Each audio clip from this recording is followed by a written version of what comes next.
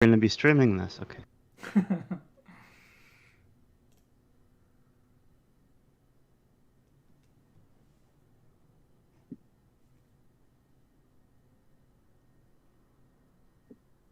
Okay. I believe, yes, we are live. Oh, I forgot to actually turn the volume off on my phone. So, yep, there it is. All right. Hello, everyone. Hello, Aurora and Alex and Jaden and Sharon and Star Spectrum and Kyle. Welcome, everyone. And hello, of course, also to Ethan, who is joining us on voice chat right now. Hi. Hello. How's Um, everybody doing? I'm good. We are also waiting for Banana Meteor. So I might wait a little bit, um, wondering what's going on because I can see that she's connected to chat, but we can't hear her. So I don't know if she just connected and had to go do something else, or if she's having technical problems. But either way, we'll wait a moment before we really begin, and I don't want to have to repeat myself and tell everyone what my idea is twice.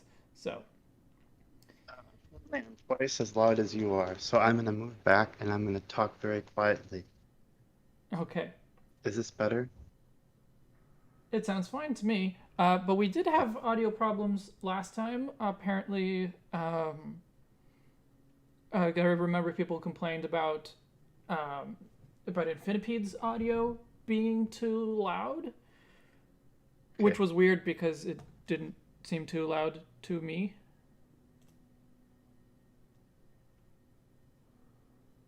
Um, yeah. So, like to me, it sounded right. So I don't know what it was that was causing the problems with Infinipede's audio. So if people watching, if you guys can tell us whether um, Ethan or Banana Meteor's audio is like very different volume from the others, um, then let us know so that we can try to fix it and not have to force you to listen to uh, very loud voices or very low voices. Okay, Weird. I've moved the microwave, not the microwave, the microphone. How does this sound? I'm sitting normal where I normally would, but I've yeeted the microphone far, far away. Chat, how does this sound? Everything is fine. Okay, cool. The Okay. microwave is fine. Okay. Okay. And I noticed that my chat wasn't updating, but now it is. So we're good.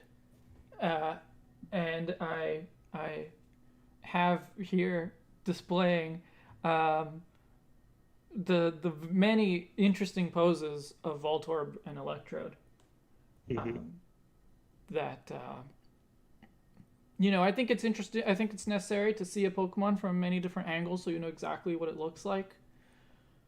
Especially in the case of a complex design like Voltorb and Electrode. All right. Hello, Felix. Um. Hmm. What's going on, Banana Meteor? You can do whatever you want, and it will be better than the original design. How does that make you feel? I mean, I don't know if that's true. Maybe better in the sense of like it will, um, it'll be more complex. Maybe it'll be more interesting. But I think it needs to make sure that it still sticks to the original concept, right? I wouldn't want to change it so much uh, that now it's not no longer a Voltorb anymore. I'm gonna try messaging Nanometer on Facebook. Uh, Hi, Ozzy. Hi, Spectralize. 5 a.m. Good waking morning up. from 5 a.m. Yeah, Jeez. that would be good evening for me. Fine. Ah, Oh, you know? a Hello? voice. Hello, hello.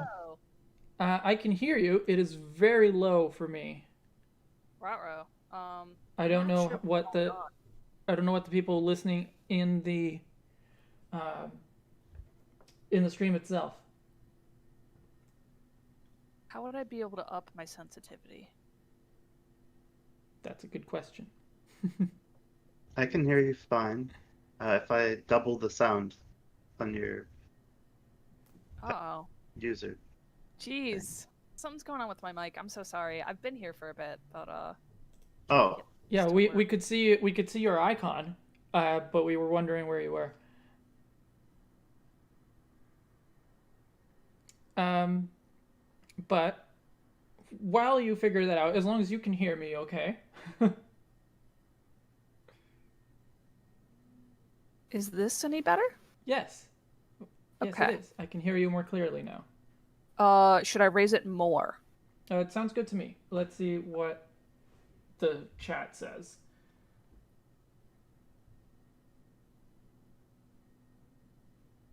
Stapo says, I like to think that the list of the Pokemon you have redesigned is basically a disguised list of the worst original Pokemon designs.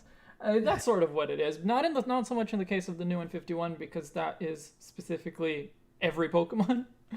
Um, but you know, you could say that every Pokemon from Kanto is on the list of the worst original designs.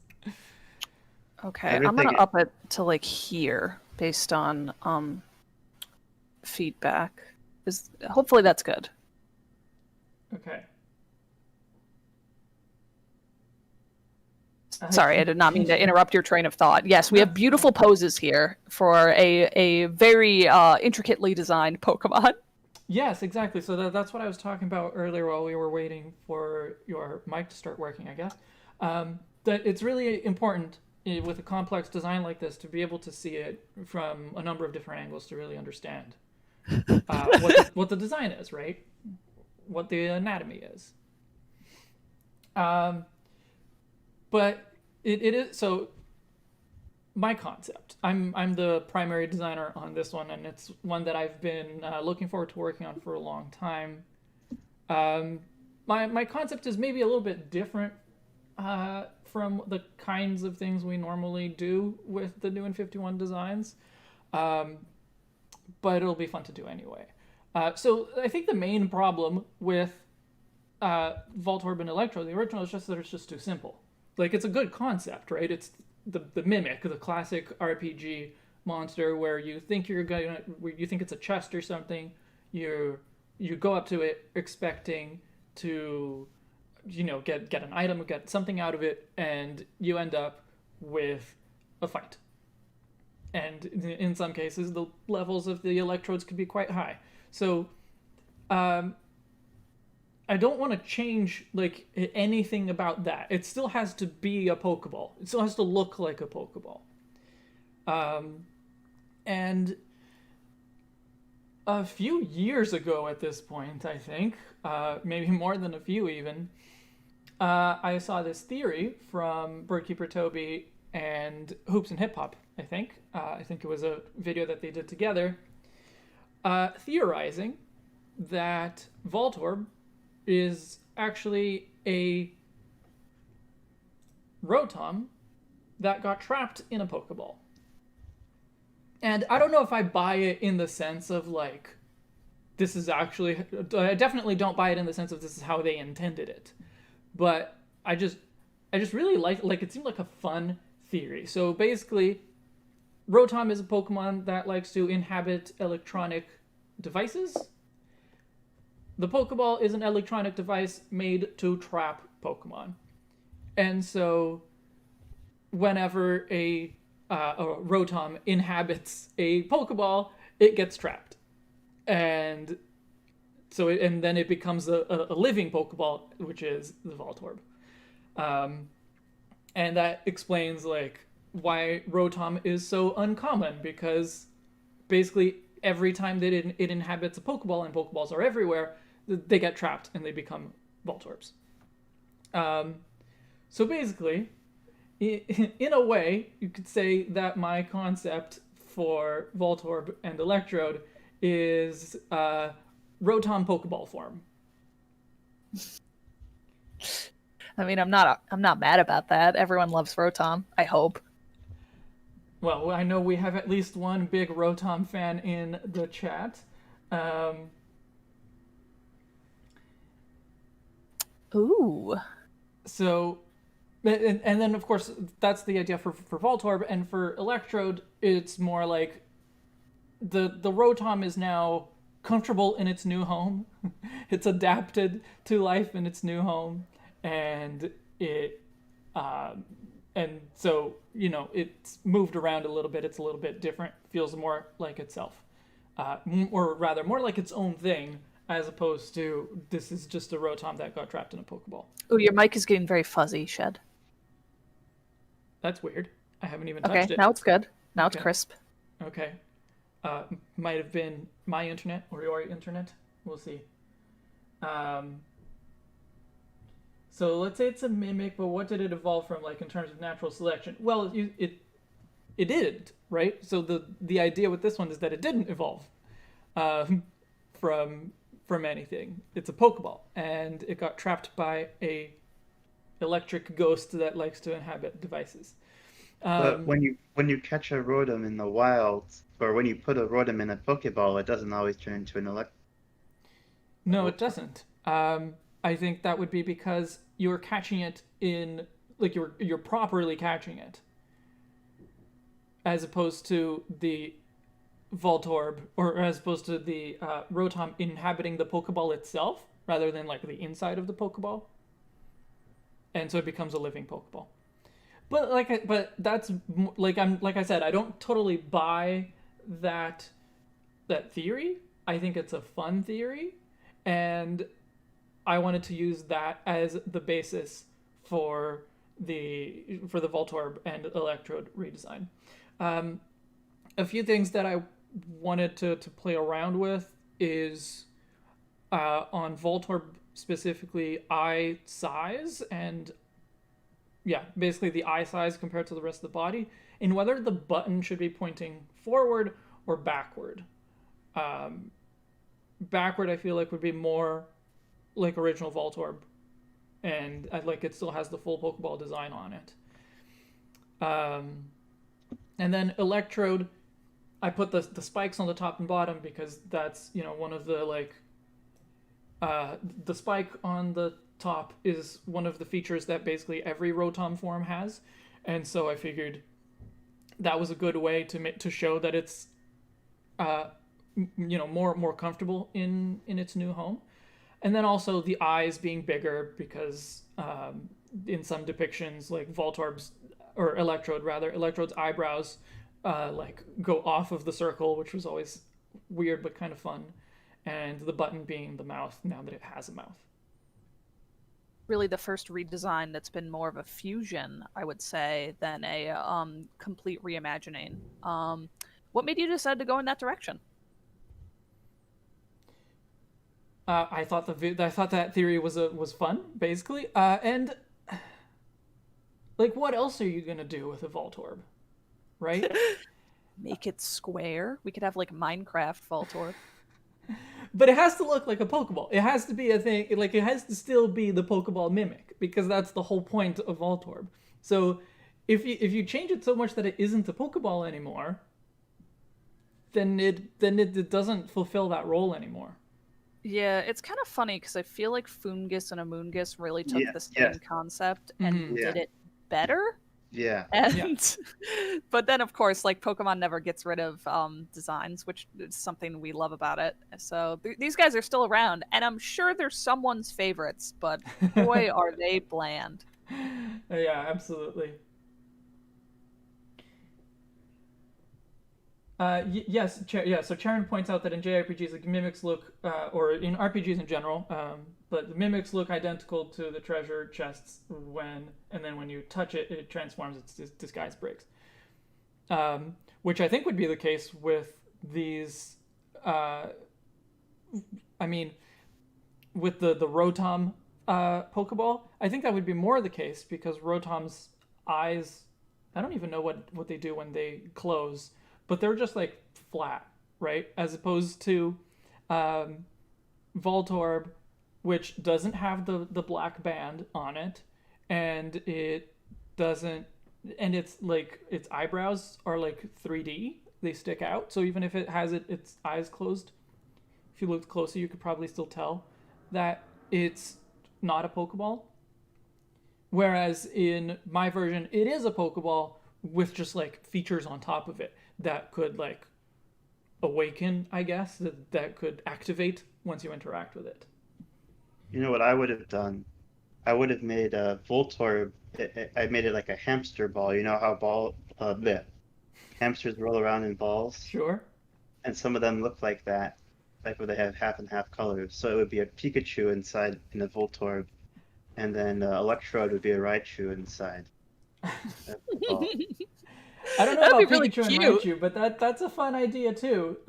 It's there's something else inside of it, and Yeah. and the thing that part the part that looks like a Pokeball is just a shell. Mhm. Yeah. I also read a good idea about a bug that rolls up like a roly-poly. Mm, yeah. I think I've seen something to that effect before. Um, So do you guys not like this idea? and so I like it, but it doesn't seem to be too much in the spirit of the 151. Uh, just because it does a lot of retconning and goes away from the spirit of. I said spirit twice in the same paragraph. It just doesn't What a seem like the terrible best. writer you are. Yeah, sorry. Um, no, I actually I can't think of what it is, but it was Julie who said it's like a fusion, right? Mm-hmm. And while the story sense is fine, uh, what I like in this series is seeing you and Ness and Julie kind of just go crazy with things. And this looks to me just like a face uh, on it. So like I kind of want to see it go crazier. It's hard because this is just such a challenge to redesign. Like, Mm-hmm. what do you change about it that makes it more interesting? That still keeps the original concept of the design. Yeah. Even when I was redesigning Dugong, I struggled with that a lot because Dugong is just so simple that like, what can you change that redesigns it but still keeps the spirit of the Pokemon itself?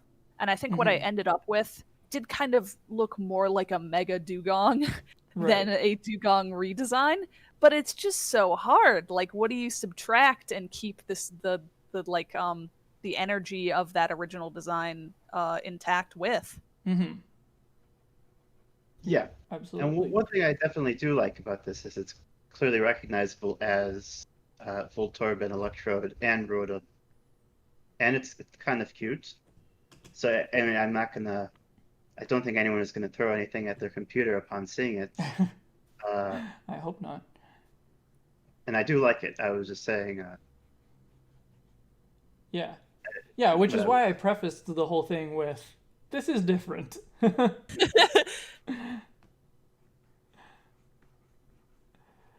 what if you made it so it's still uh like spherical, but then you make it blue and make it a seal type thing, A and it seal? claps when it's happy. Yes, Oh, you mean like a spherical kind of seal? yes, Oh, I see. that's my So idea. not so much a seal as like a sphere almost. Yes, that could be a name for it, I guess. Right.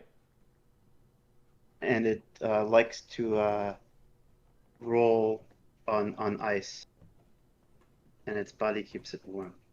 That's what I'm. Yes, On on ice? Why would it roll on yes. ice? This is an electric Pokemon. Steel is not an electric. I mean, yes. Oh yeah. Oh yeah. Um, yeah. Ice can be.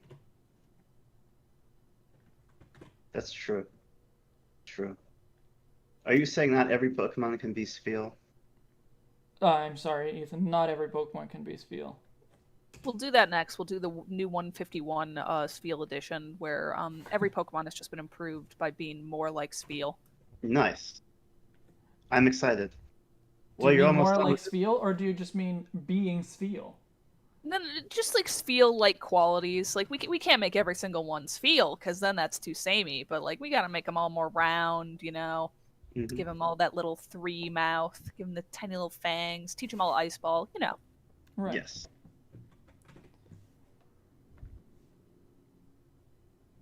What about Jigglypuff? What would Jiggly's feel look like? That would be something. It would sing.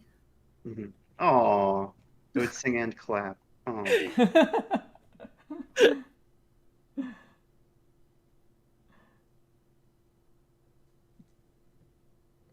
Plan to start coloring on this one today as well, because I feel like it's such simple line art that we're gonna blast through this stream. Maybe, but we can, like, for example, because it is such a simple one, we can try more different things, right? We can try Ethan's hamster ball idea, for example. Yeah. yeah. I like that idea. Well, I guess it's mine. So. But yeah, like Of course you like we it. could do. Yeah, I'm doing accounting work over here, so I guess Shed, if this is done first, you could do accounting work on screen. I think that would be the ideal entertainment. Yes. The new 151 accounting stream. Perfect. Yes. Mhm. The accounting is so boring. Mhm. It's unfortunate that I also have to do it for my business. Eyes bigger or smaller? Are we already in Q4? Fourth quarter? Yeah, I think so. Oh my Eyes bigger or goodness. smaller? I say bigger. I think one of the things with newer Pokemon designs is they always have those huge little saucers. Yes, the eyes are definitely trending towards bigger.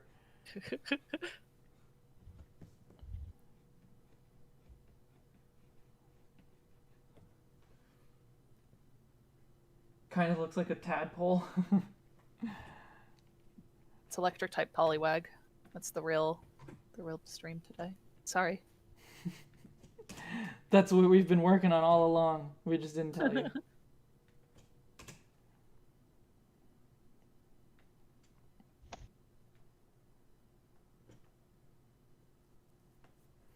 I guess the other question is whether it works better with the button like facing forward or facing back.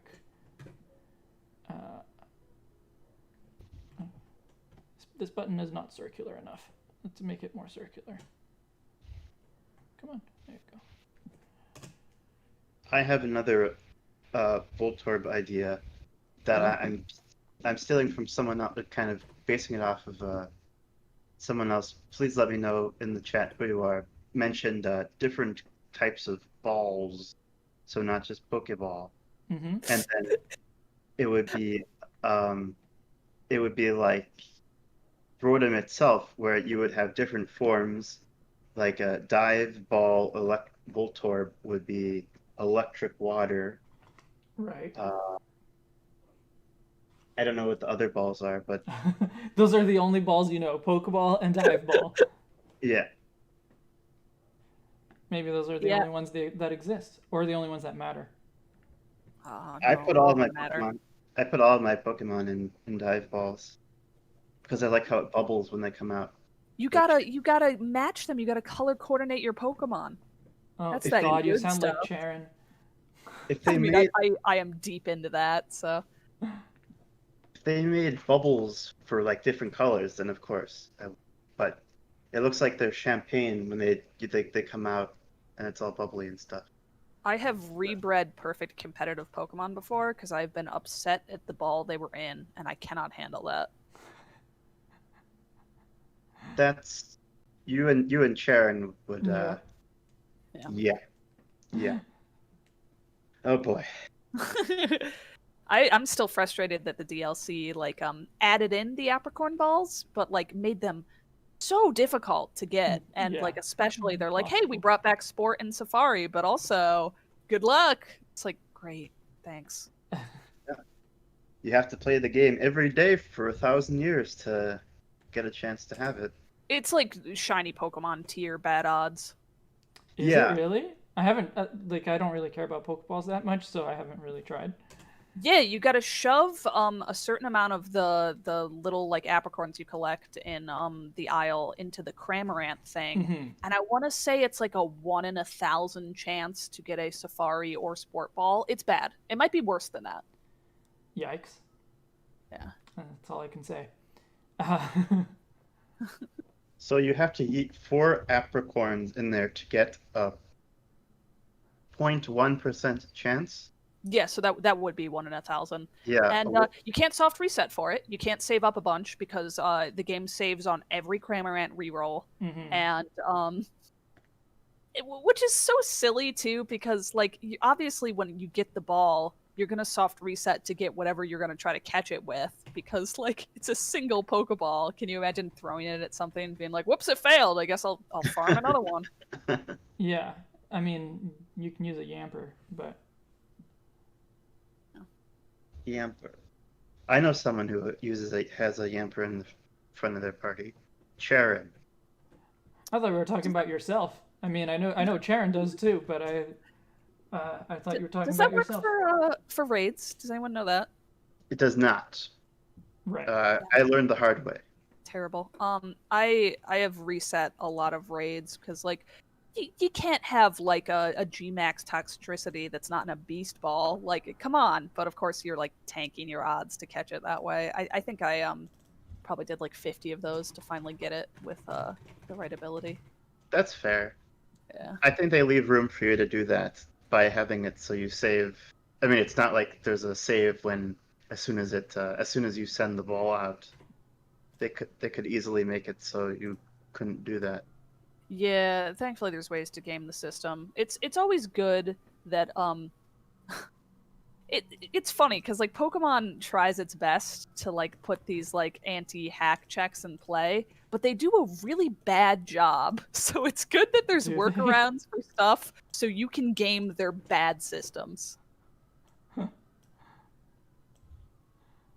Sharon, What are they? How did they do a bad job? I mean, like before the events for getting certain Gmax Pokemon, just the chances of finding those if you weren't actually messing with your clock, it was insane. I think there's just a really huge focus on grinding in Pokemon games, and I don't know why they put that focus on it because it's not fun for anyone. Mm-hmm. I absolutely agree. I hate grinding, which is why I can't do Nuzlocks. Yeah.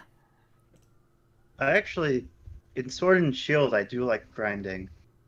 If grinding means riding around on the bike and collecting items, that kind of Kind of grinding I fun. like. Yeah. Yeah. I like the colors and the company, but yeah, I don't like having to press buttons and stuff. Well, I guess you have to press buttons to get the bike to go. Yeah, grinding in Let's Go is all right though, because you could just go to. I mean, in post game at least, you could just go to Cerulean Cave and catch Chansey after Chansey. Yeah, And anything and your whole team would be level 100 within minutes. leveling up isn't even bad in the new game because they have like this nice thing where you get just a ton of candies from like That's doing true. raids and stuff. That's But true. certain other things, like if you're going for like aesthetics in any way, the game just punishes the hell out of you. Mm-hmm. Yeah, like shiny Pokemon. You should make a video about it. Oh, maybe Should I should. I'm so proud of you, but you could. That was such a great clickbait video. I mean, not It in the was sense. apparently wasn't that great clickbait. It's performing just slightly above average. Oh, you mean there are people out there who don't immediately click on a Rowlet? People see a Rowlet and don't immediately click on the video? Right? Weird. Who are these villains out there? Oh, have you gotten your shiny yet, by the way? No, I have not. I am so sorry. Yeah. and I'm spending a lot more time on it than I would like to. Of course you are. It's a shiny Pokemon hunt. Any amount of time I spent on it is longer than I want to. Yeah. Tell me about it. I wonder what happens if I press the thumbs up button on the YouTube thing. Oh, added to liked videos. Oh, that's interesting. I think that's a cool thing that we should do. You've never done that before, right? Yes. Yeah, that was fun. I recommend everybody in the chat do that. Just to try it out.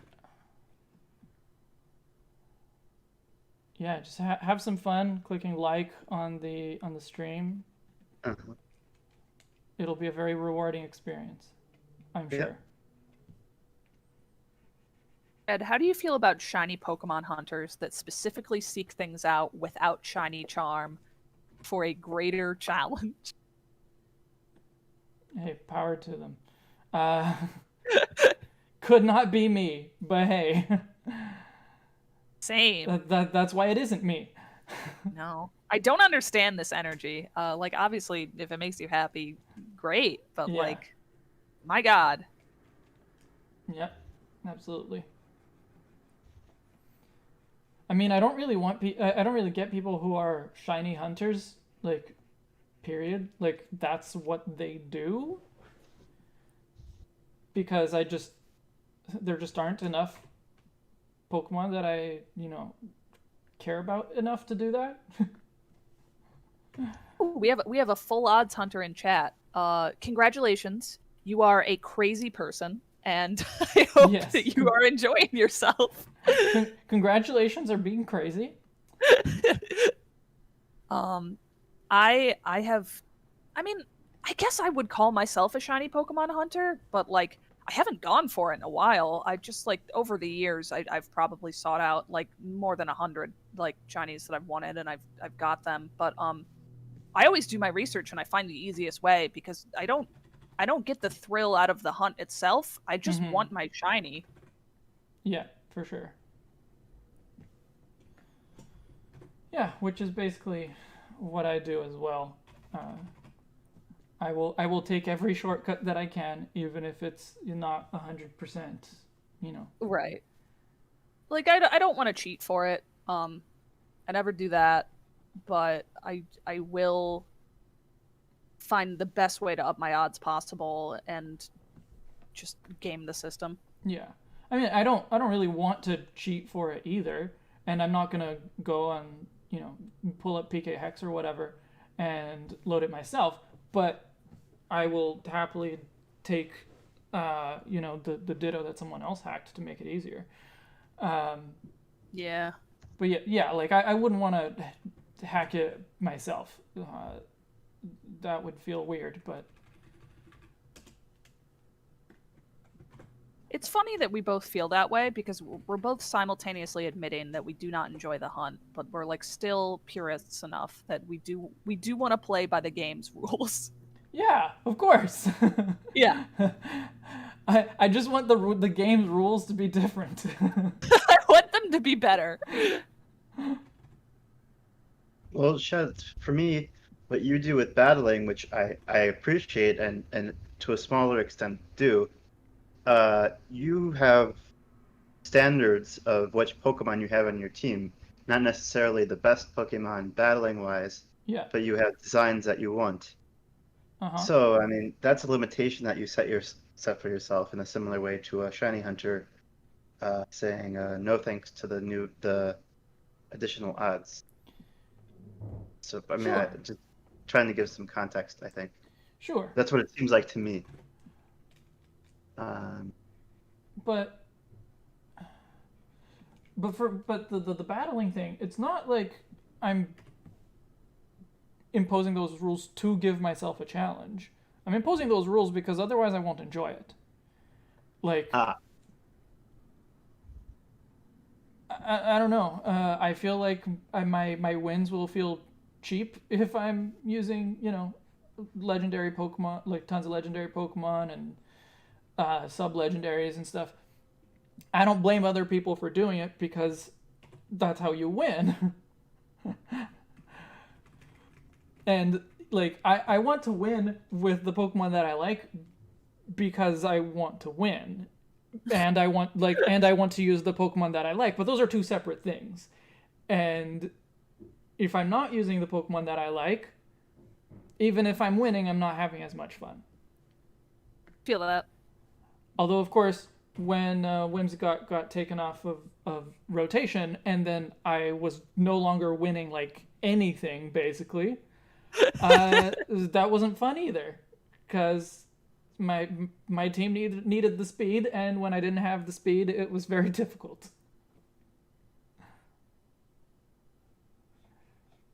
Spectrum, I did a ton of Poker Radar in Gen 4. Sinnoh, yeah, that one, when they first introduced it. And I probably made myself sick doing that so much. My worst my worst scenario with it was I was chaining Tailo for a friend's birthday, and I was just like doing a bad job, breaking my chain a lot, not having a good time. And I finally got the shiny patch, and I was trying to synchronize for the right nature for her. So I walked next to it, and I went to switch my Abra to the front of my party, because it was low enough level that the repels wouldn't have worked if I wasn't doing that otherwise. And it knew teleport, and teleport is in the same spot as switch on the menu if that move is there. And I teleported away from the shiny patch. No! Gone forever! And I just called her and I cried. Fair. I'm sorry. It's okay. I did reclaim it, but it was just one of those situations that was traumatic enough that here I am, like, a decade later, and it's like, yep, that was fun. Still salty about it. Yeah. Oh, well, I Game Sharked my original game to death. My first, I think it was Blue or Red. Those were the games, right? Those are probably the games you started with, yes. Yes. And I just remember Missing No coming in and then the game not working again, is what I remember. I never had a problem with Missing No breaking my game. I even transferred Missing No to like Pokemon Stadium and never had a problem with that. But I know that other people have had that problem. What does Missing No look like in Pokemon Stadium? A Ditto. Oh, interesting. Yeah. Yeah, Ditto is like the default, I guess. I don't know. Doesn't it learn Water Gun twice by level up? Missing No? I think so. Yeah, if you it's basically, I think what it was is if you transfer Missing No itself to Pokemon Stadium, then it would be a Ditto. But you could like evolve it into a Kangaskhan, right? And then Something that would like still that. appear as a Kangaskhan. I've always really enjoyed that it's bird type, not flying type. Bird type.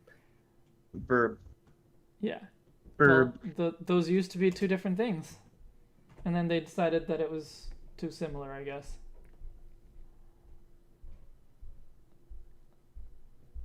Although, it probably would have made sense to keep them as two separate things.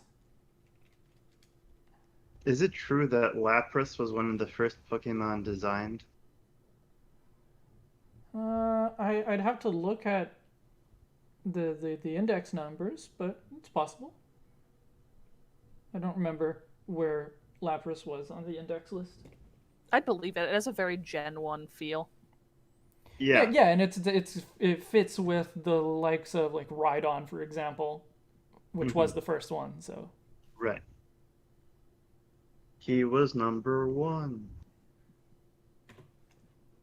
Yes. I don't know about you, but I really like this Electrode. I like it too. I liked it. I like it better than in the sketch, so it'll work. Cool. Do you guys want to try other base concepts? Do you want to try a hamster ball? Well, we'll wait for the chat, Julie. So the eye that's on the left side, its right eye right now, I wish it was a little more tilted, like the one in the drawing is. A little just perspective flatter. wise. Yes. Yeah.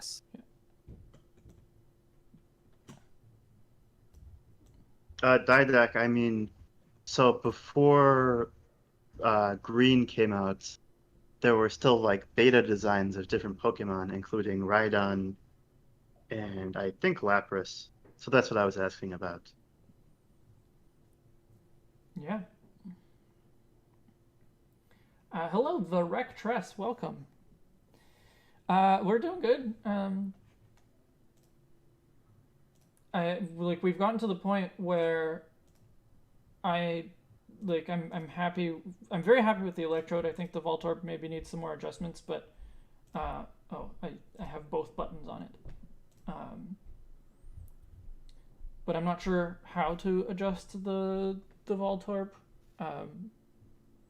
Maybe make the black band thicker. I think the button on the back doesn't work as well as the button on the front. It just makes it look like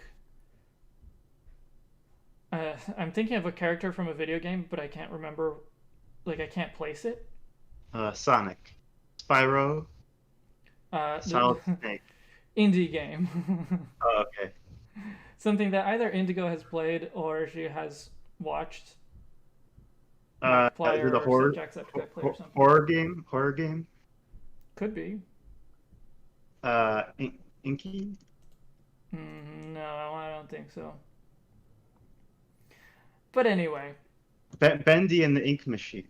Yeah, I know what you're talking about, but no, I don't think that's it either. Okay. Yeah, that's all right. I don't have to remember. But yeah, maybe if the black band is thicker, maybe it'll look more natural. Yeah.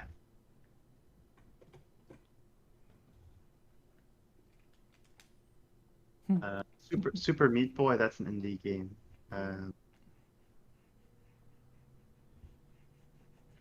Splunker. You know what? I think I know what the game is, and now I have to remember what the name of the game is. What was it called? It's one where you play a little robot.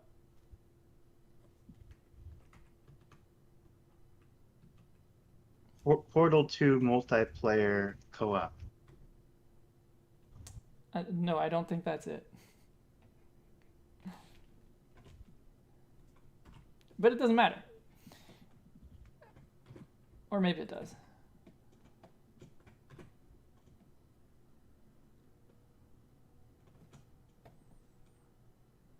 Oh hey, I thought I filled you in. You were supposed to be opaque.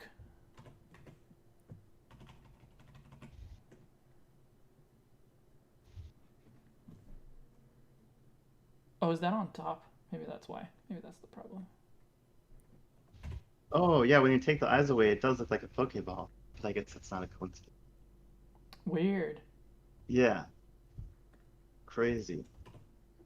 I wonder why that would be. I don't know.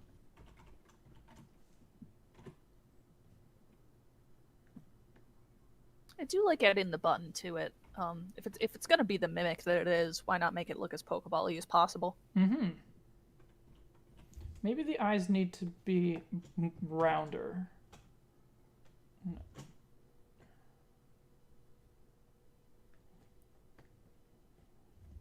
Doesn't need to be exactly Rotom's eye style. And in fact, it's probably better if it isn't, but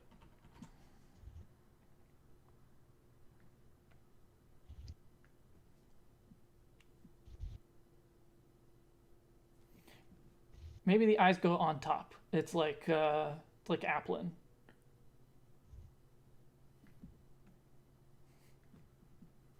Applin. From Gen 8. Yeah. I know that one. Do you know Applin, Ethan? You're such a Gen 1er. Maybe you don't know anything. Wow. I'm kidding. Mostly. The shade today.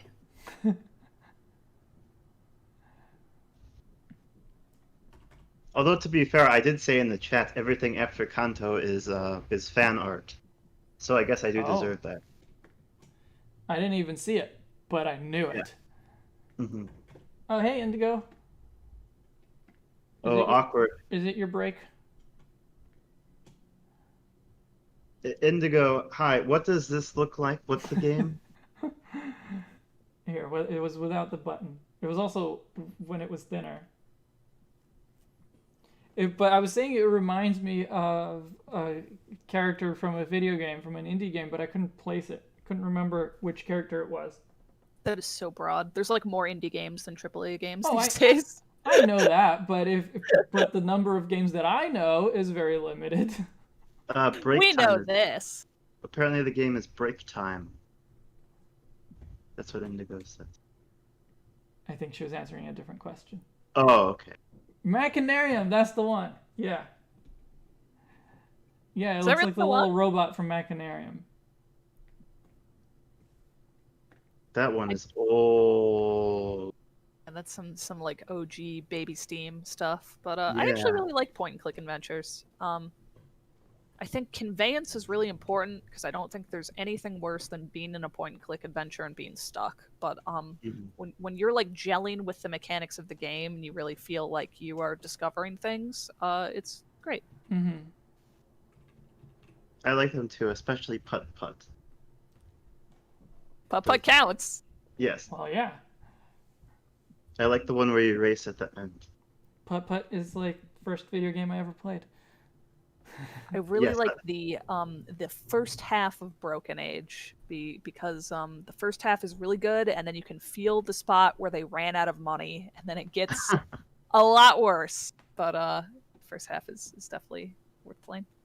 I don't even like recognize that name at all. It is, I think at the time it was funded, it was the most a game had ever made on Kickstarter. I don't know if you're familiar with Double Fine. They did like Psychonauts, Brutal Legend. Yeah. Literally none of that sounds familiar. You are not a gamer. It is so funny. I have never claimed to be a gamer. And in fact, I have multiple times explicitly said I don't consider myself a gamer. You are like a man who has wandered into a grocery store and you're like, I'm making pasta. And like you like walk through the cereal aisle and you're like, what is this? And like you see like a soda and you're like, I've never heard of that. Why would there be soda in the cereal aisle, first of all? It's one of the end cap specials. Oh, I see. Fair enough. But I know how to navigate a grocery store, okay? I know how to read the sign that tells you which aisle to go to. Although, one of the grocery stores that we go to here, the signs that they have, it's a really big grocery store, and the signs they're like triangles, right? So there's 3 sides to the sign. And on each side it says different things. So depending on where you are in the store, trying to figure out which aisle you want to go to, you may not see the thing you're looking for, even though it is on a sign. It's really annoying. At least you have a grocery store. My grocery store got replaced with a liquor store. Sign of the times. Yikes. Actually, so they call themselves a grocery store, but I went in there, and it's like half of it is liquor, and the other half is like ramen noodles. So it's a like liquor store with a convenience store? Yes, but they called itself a grocery store. It was just sad. I mean, ramen and liquor are really the 2 basic food groups, so you're kind of sad. That's true. Well, I only consume one of them, and it is not the liquor. I actually consume neither of them, oddly. Well, even the ramen is not that frequent anymore. I just always feel bad after eating it, and this is coming from someone who has McDonald's every day. Not every day, but no. Have you tried Travis Scott's? I didn't even say that right. Travis Scott's new meal. No, I haven't. Have you? So I don't even know what that means. Who's Travis Scott? A rapper. So he is a famous rapper. McDonald's is currently marketing just a meal of the food that Travis Scott would order if he was at the restaurant, which is funny because there's no new menu items. It's just things that they have rearranged in a way, and they're like, Travis Scott likes this, so should you. Let me preface this with I have never listened to Travis Scott's music, and he's totally outside my realm of knowing, but the commercials just made me so happy because I thought it was the most bizarre marketing campaign ever that I made my own Travis Scott meal at home. And it was pretty Nice. good. Oh, I'll try it then. Yeah, I like his music, and I think he's done a lot of kind of funky marketing things. I think he was in a Fortnite. He had like a concert in a Fortnite game at the start of the pandemic, if I'm remembering. A concert within the game. Yes. Sounds like an interesting concept. Yes. I guess his meal was popular enough that now they're teaming up with some other guy and doing the same thing where it's like, here's the meal that he would order. And like, I guess the marketing works because I thought it was funny, but I couldn't actually buy it from McDonald's because I don't eat beef or the bacon that was on the burger. So I had to just Right. make my own Frankenstein Travis Scott burger. Uh-huh. Yeah. So I guess it's a good combo then. Okay. Yeah. Well, I'll check it out. The way they market it is so funny. There's like this very edgy paragraph that's like meant to be hip and with the times. Oh my god, I would love to read it out loud. Let me see if I can find it. Make sure it's appropriate. It is appropriate. It's being marketed by McDonald's, but it's pretty funny. Meanwhile, This is very Pokemon related, right? It's very Pokemon related. In the meantime, if we want to try the hamster ball idea, what kind of creature is inside of it? The Pikachu. It can't be a Pikachu. It can't be Pikachu. Tell that to Game Freak every time they release a new game. It's Pikachu, Pikachu, Pikachu, Pikachu. Yeah, right. But, Yes, but they are Game Freak. They are making Pikachus. We're not making Pikachus. We're making a Voltorb. And Voltorb can only be a Pikachu as much as like a Mimikyu can be a Pikachu. I guess have to look up what a hamster ball looks like. Hamtaro then? Hamtaro-esque? I mean, yeah, it could be something Hamtaro shaped. Yeah, fern shaped or Charizard. Charizard inside of it has been suggested in chat. Pro tip to our watchers: please don't ever put a hamster in a hamster ball, or like a mouse, or a gerbil, or your small pet at all. As funny and cute as they are, thematically they suck. Oh, thank you. I didn't consider that when I had this idea. All I thought is, what about wheels though? Wheels are fine because like rodents do really love to run and get their exercise that way, but when they're done using the wheel, they can get off. They have like agency for that. But like balls really tend to scare them because like they don't know where they are and they can't stop running or get out of it. It's very like they're trapped and they can't communicate to you when they want to be done. So kind of a shame that they're still around. Fair enough. Okay, Shed, we need to build something into this design that shows that it can get out whenever it wants to. It's okay. It's a fictional Pokemon. I think it's gonna be fine. Oh, okay. I was serious, by the way. That made me very sad. Yeah, I'm a big mouse person, so I would never put my mice in a ball. But they do have multiple wheels that they love very much. I never would either. Now that I hear this, but it's good. It's good that they like the wheels, though. Yeah. Yeah. There's people online who are like, do animals really use wheels because like they're enjoying themselves, or are they just stressed and need to get the energy out? And the answer to that is if you just set up a camera in your yard and you put out a wheel for like wild animals, like they'll just love it. Like chipmunks will just run up and be like, oh yes. So it's good. It's like their Do you think they have like their own Pokemon Go kind of thing where the more exercise they do, that they get some kind of rewards? I like to think that. That's my headcanon. Exercise is its own reward. Oh, that's true. But also, I didn't play Gen 5, so I need to do Pokemon Go to get some of the legendaries. But yeah, exercise. Psh, exercise. The problem with that is that you have to go outside. I say psh, exercise, having now done Ring Fit every day for 2 months. So Congrats! I like Ring Fit. Yes. yeah, it's been fun. Welcome back, Sharon. We've just talked about kind of the EV spreads of the what's the name of the new the new Pokemon, the Crown Tundra mascot. That's what we were talking about, right, Shed? Yes. We were talking about competitive Pokemon. Right, of course. Yes.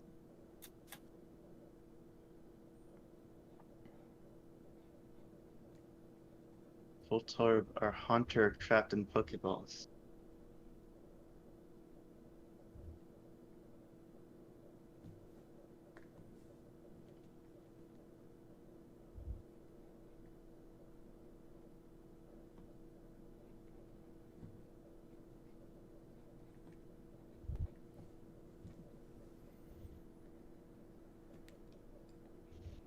So, what do you think of the hamster ball idea?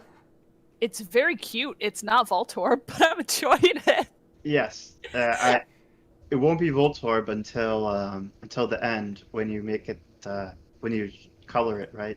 Or it, uh, Yeah, no, it's certainly very not Voltorb.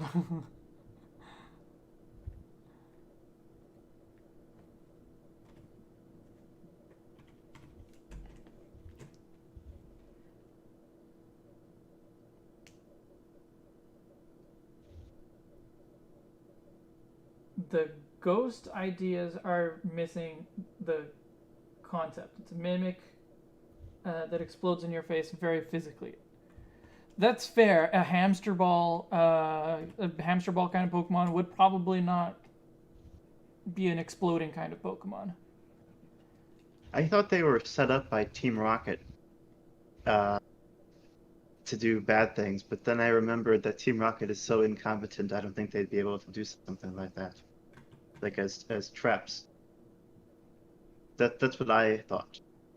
Yeah, I don't think they are set up by Team Rocket because, I mean, we see them all over the place in the power plant. And the power plant has no Team Rocket involvement at all that we know about, so. At least not in Gen 1. Obviously, in Gen 2, Right. Team Rocket steals a motor piece or something. Right.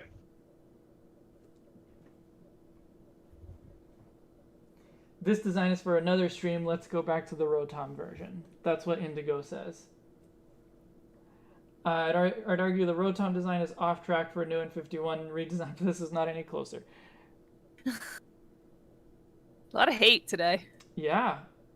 Even though I made the point of explicitly saying at the beginning, this is going to be different. I prefer the Rotom to this. Now that they both come into reality, I like the Rotom one better. I do think this would be a fun, like, new mimic. Maybe it could even be like a Pikachu clone that is also a mimic. You know, for a future generation or something. This kind of idea could work. But yeah, it is probably not Voltorb enough. Well, I mean, there's a Cubone inside of a Kangaskhan, so there can be a Pikachu and a Voltorb. But yeah, There's a Cubone inside of a Kangaskhan. Yeah, the baby, right? If you accept one theory, sure. The other question is, if we did this, what would Electrode be? Bigger hamster. Yeah. Right, Raichu. Let the record show. My idea was Pikachu inside. Pikachu inside. Pikachu. I have another idea. Okay. What if in the second one it's unleashed? It's become one with the orb.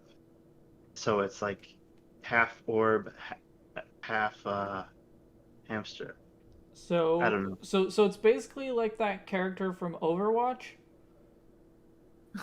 That is a I don't- hamster in a ball that's also like a mecha. I don't play video games. I don't know what that is.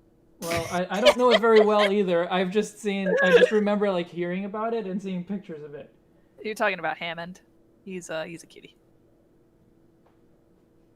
Did I get it right? Yeah, you actually did get it right. Okay. You knew a game. We're sending the trophy to your house as we speak. It says "Good job" on it and it has a big gold star. Nice. All right.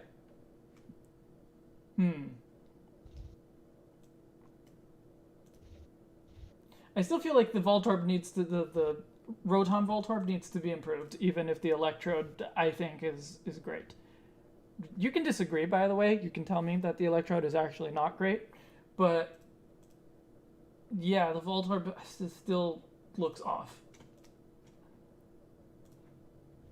If that's the Electrode, then I think it looks really good. The Electrode is the one with the spikes. This one. I know you can't see it right away, but you will soon.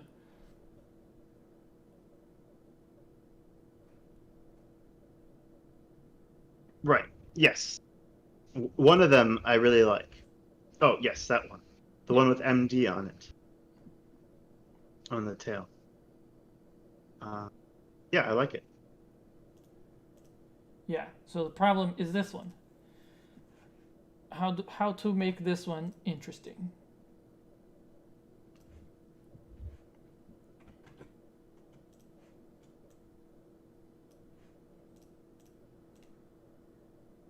How to...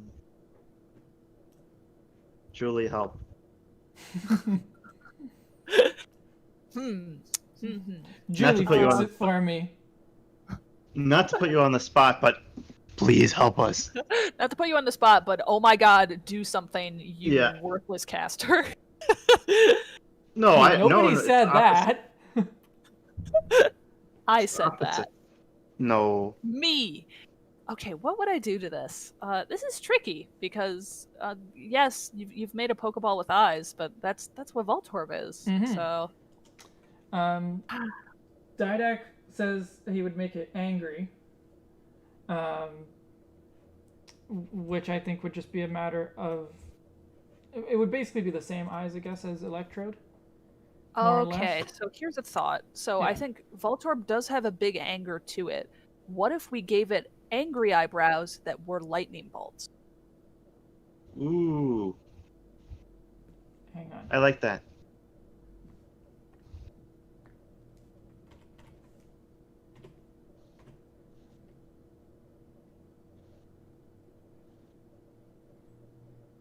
I want to keep at least a little bit of the Rotomness. Rotom aesthetic to the eyes. Right. But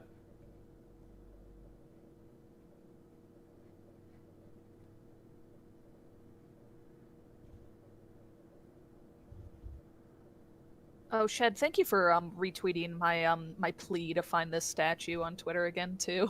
I always appreciate it. Do you wanna make a live plug?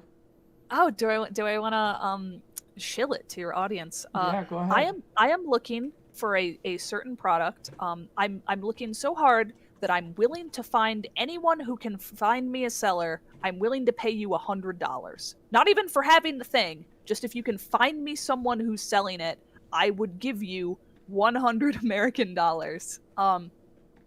It is the ukulele statue made by Project Triforce, only sold at New York Comic Con 2017. And if you'd like all the info I have on it that I've collected through my search, please contact me. I will give it to you. I would be so thrilled if I could give you the money to find this. We would both come out happier. That's awesome.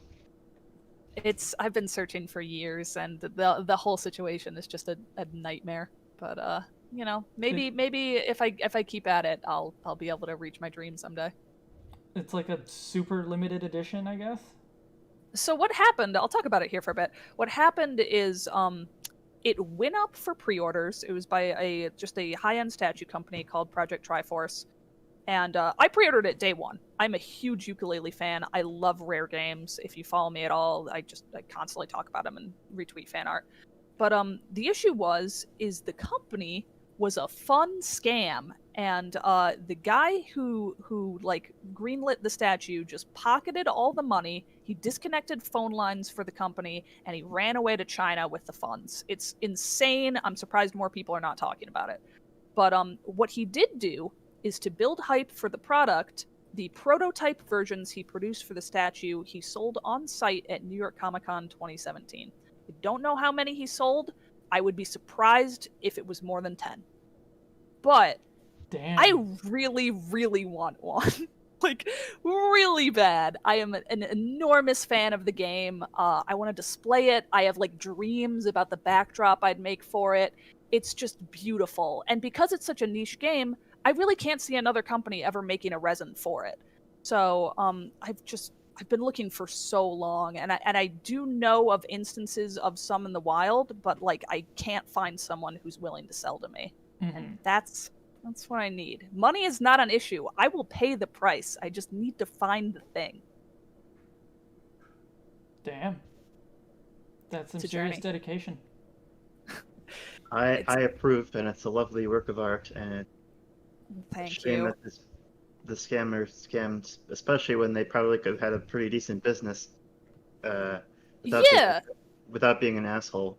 Oops. The reason that Platonic, the development company, reached out to them to begin with is because they had delivered things before. It wasn't so black and white that they had like never made a quality product. Right. But over the years they just got scummier and scummier, and they just realized they could charge fans whatever they wanted and just not deliver on a product.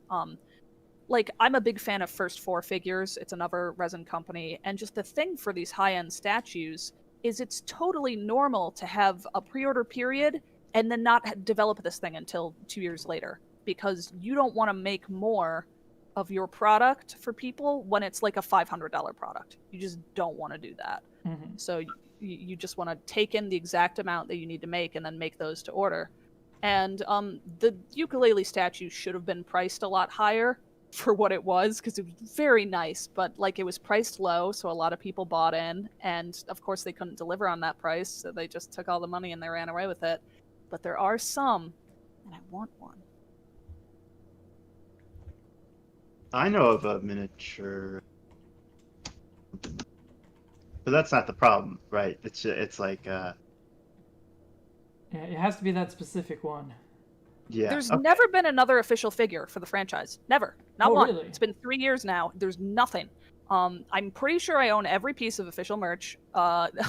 It's mostly t-shirts, but I love it. I just have a ukulele wardrobe at this point. And gosh, I wish that someone would make something, but like, yeah, it's that figure that I want. And I would be open to commissioning a sculpture to remake that figure, but I wouldn't want to do it unless it was as good or better than that one. And I'm aware that would probably cost more than $1,000 to do that. So I'm trying to seek out the statue first. I have a quote-unquote friend, quote-unquote, who has a colleague who does game statues and stuff. I'll send you a... Yeah, if you can forward me his info, I'm very interested. Yeah. Like, they did Pocket Monsters, the Nintendo game, Zelda. What game are you talking about? What? Pocket Monsters, yes. You have to be more descriptive. You see, Shed doesn't play video games, so, Yes. like... It's like Godzilla, but they're cute. Oh, that sounds fun. Oh, I might have Yeah, heard about that. yeah, That sounds like something you could devote your whole life to. exactly. And they Um, fit in your pocket.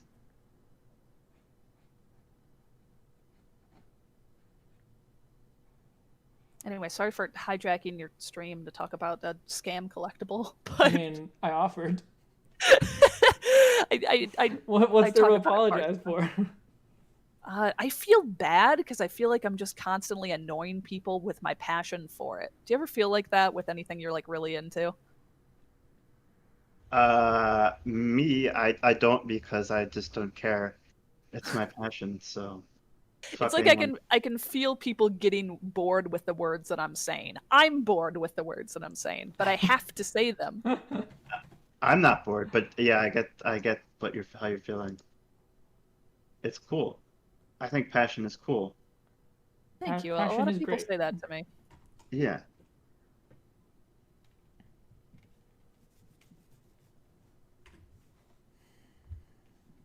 I mean, but this is coming from an Aspie, so I mean, I guess not everybody feels the same way as I do about very specific interests. Oh my No, goodness. I can relate. While I'm not diagnosed, I have some tendencies. I understand you. Yeah. So the site that I went on in the back, as you move your cursor, there's this spherical owl-like creature with a green bow tie in the background that follows you around. I don't know if you've heard of this. Huh. A It's spherical really owl with a green bow tie. yes. Is it Rowlet? It may be, yes.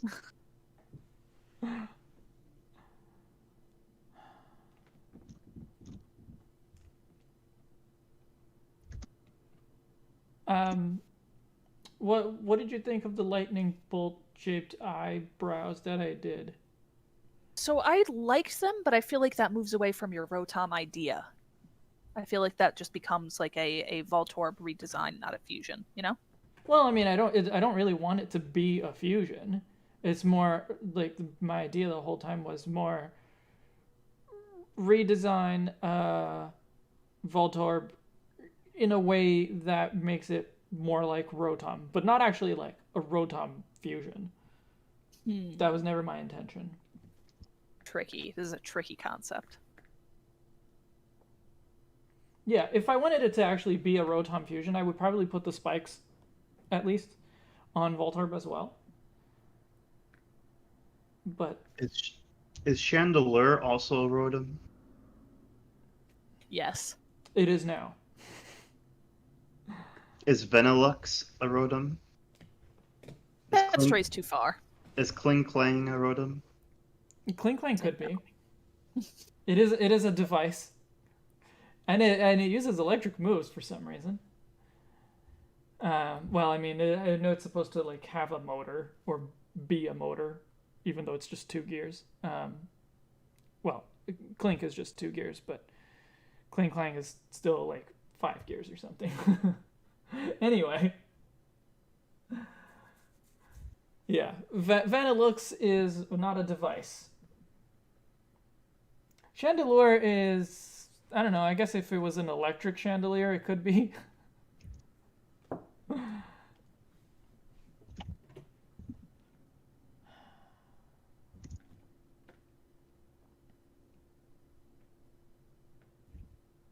I have something off topic, but about Pokemon. Please. Can I talk about That's it? more than I've had, so please. Well, maybe Travis Scott plays Pokemon. Who knows? Uh, oh, and you know what? McDonald's and Pokemon though have a nice Yeah. partnership, so that counts. I went to McDonald's to get Hoopa once. I know. Yeah. Um, You went to McDonald's to get Hoopa? They had a Hoopa event. Oh, I know. But I didn't have to go to McDonald's because you could simply change the name of your Wi-Fi network to McDonald's Wi-Fi and you would get it. Because that was the only check it was. It only checked the name of the Wi-Fi network if that was McDonald's Wi-Fi or McDonald's free Wi-Fi or whatever it was. But that was basically it. That's very funny. Yeah, I mean, I so think I ate meat at the time, so I got some chicken nuggets out of it. So like, not all was yeah, lost. fair. Yeah, but uh, Indigo and one of my friends who also plays Pokemon, they came over and uh, rather than changing my actual Wi-Fi, I just set up like a mobile Wi-Fi, like on hotspot on my phone, because that was simpler than having to change my actual Wi-Fi and then change it back. And you And became McDonald's. we obtained Hoopas uh, on on multiple games. Final Probably all form. events were like that, right? Wouldn't that be a treat? Yeah. Final form shed is McDonald's.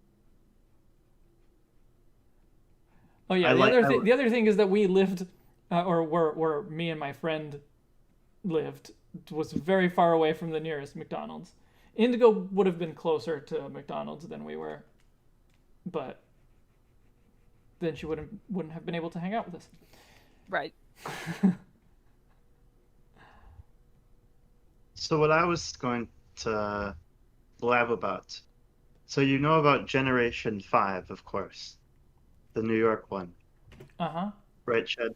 Okay, so the Pokemon, some of the Pokemon are just clones of each other. And or at least are the variety between Rotom forms, I would say, is greater than the variety between the elemental monkey types. Sure. So, my conspiracy theory, and the other one, so it was the two forms of the evolution and the two stages of monkeys and the Wind Waker ones, the clouds, Thunderous and Oh, okay. Brightness. Yeah, the forces of nature. Yes. Yes, that they're clones too. So uh my conspiracy theory is this. There are 156 Pokemon in Gen 5, correct? That sounds right. Yes.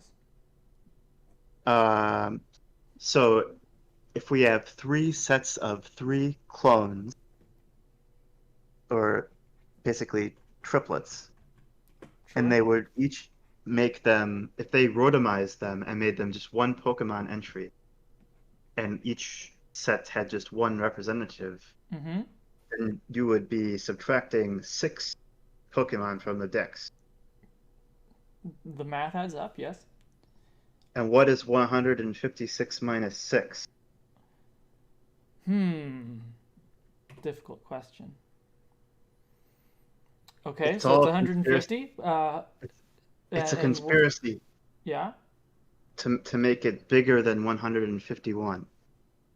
I It's see. all look everybody look inside of your computers. Take all of your computers apart right now. Oh, I might have to end the Game stream for that. Game Freak is watching. Jed, are you following this? Aliens. um, I'm following it. I don't know why it would be a conspiracy though. Oh, I'm just trying to. Well, it was about me talking to Charon about how everything about Gen 5 is perfect to him. Hmm. Okay. And I was saying how, to get that. First of all, they have some in that huge number of Pokemon. They have a lot of ridiculous misses,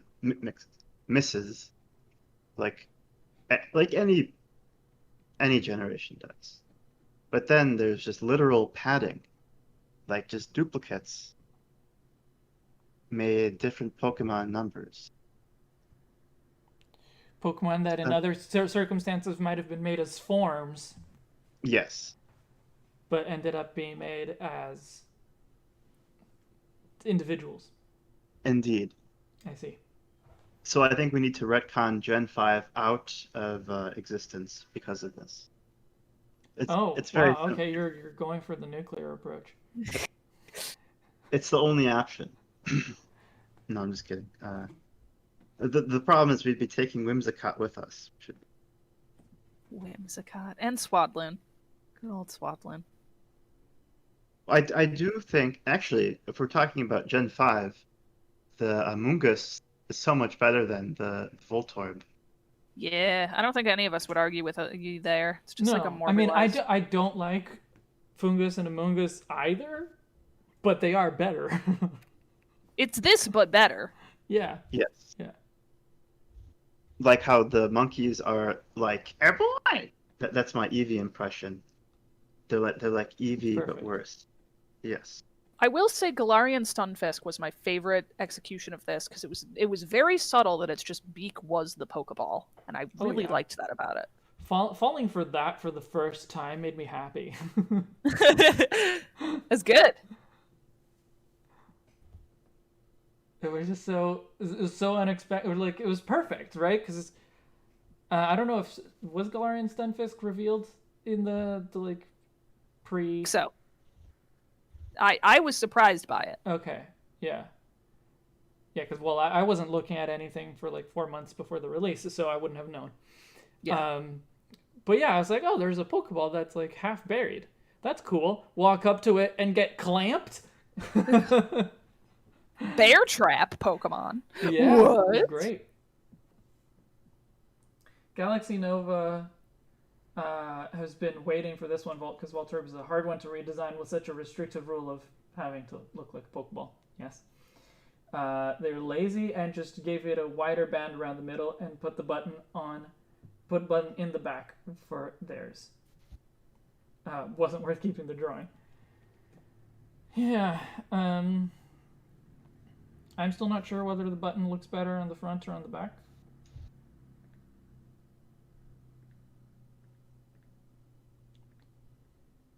Like obviously from the angle that we're drawing it in, the button on the front is the only one that's really going to be visible. The button on the back is more just like, oh, it's a hint that it's there kind of deal. But yeah, My go ahead, Ethan. Sharon says that your favorite part was when you stepped into a bear trap. It's true. I like the part where they saved the world. No, that was a pretty good battle. At the end there, I had to do it 2 or 3 times. The last battle, the Oh yeah, Eternatus battle. I think I had to do it 3 times. yeah. I think there's a lot of things that all of us don't like about Sword and Shield, but I will say that the wild area, the freedom of roaming around the wild area was so good that it retroactively felt bad to revisit routes that did not have that. I agree. Yeah. Yeah, every area or every route should have just been treated the same way as a wild area. They were too afraid to make it more different, but Yeah. I feel like gimmicks aside, when they actually make gameplay changes that improve the flow of Pokemon, it's almost universally well received. Mm-hmm. Yeah, and Isle of Armor and probably the Crown of Tundra thing will be like them going even further into that. Because I even forget that I'm in a quote unquote wild area. It feels like a real Pokemon region. Yeah, you're just there. Yeah, I forget. Until I go to the routes. Until I go to what's it called? The nursery. Yeah. And then I'm like, oh yeah, the overworld thing. That yeah. Yeah, I just stay on the Route 5 nursery. I find that better than having to deal with like sandstorm or hail or whatever. I don't blame you. Yeah. See, I'm a wild area nursery kind of person. I just like the freedom of being able to move the camera around and yeah. Oh, that's the other thing because in the wild area, if you're just like going in circles, the camera drifts. Yeah. The camera wants to be behind you. And so you can't you can't keep the camera focused on the person, to see when they cross their arms. Right. Wait, what? Oh yeah. You haven't noticed that? No. I just learned today that Sharon, what did I learn today? Maybe you didn't learn it. Oh, okay, yes. So the raids, the raid dens, you can if you do a online raid den with a friend, it can clear out a raid den on your game, on your save file. I'm not sure what that means. So I had one raid, the den, I don't know. You Sure. know the wells with Yeah. the beacons coming out of it. Okay. So you go there. So I had a beacon thing. And then Sharon was like, "Oh, I have such and such raid. Ethan, let's do that." So I went to the raid on his game file, or that he was hosting. And then when that was over, I turned and I looked at the beacon, and it was gone in my save file. Hmm. It was gone, Forever. and because that was my last one, all of the raids had reset. I see. So doing raids on someone else's as a guest still Yes. resets your raids? Yeah. Hmm. And then you also read about the berries, right? About the berries. What about Yeah. them? Oh, not the shaking part. Yeah. That you didn't realize they shake differently to tell you Right. how likely it is that a Pokemon's gonna show up. Right. I thought that was all luck. Hmm. Oops.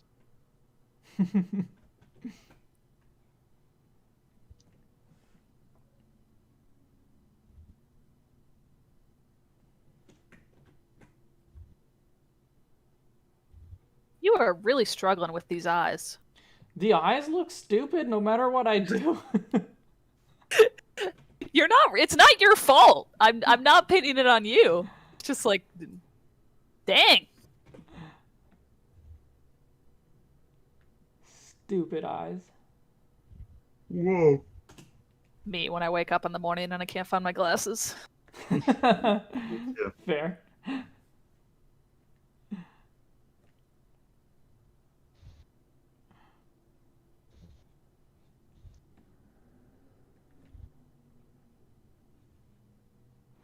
I don't know. I don't even know what I want it to look like anymore. Better.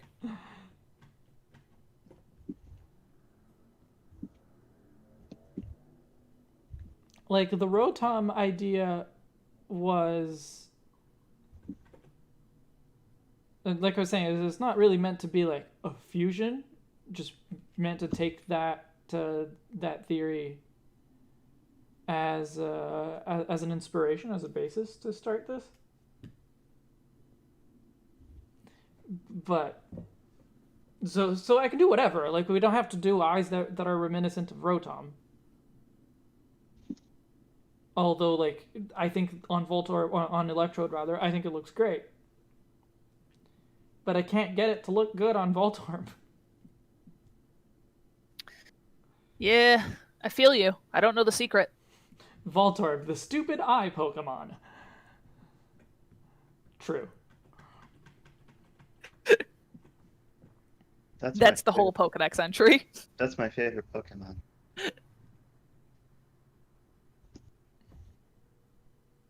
No, it looks like a baby. The button looks like a pacifier. That's what it's called. Oh, I kind of like those eyes that you just did. Those are kind of cute in a weird way that I enjoy. Babby, yeah. Okay.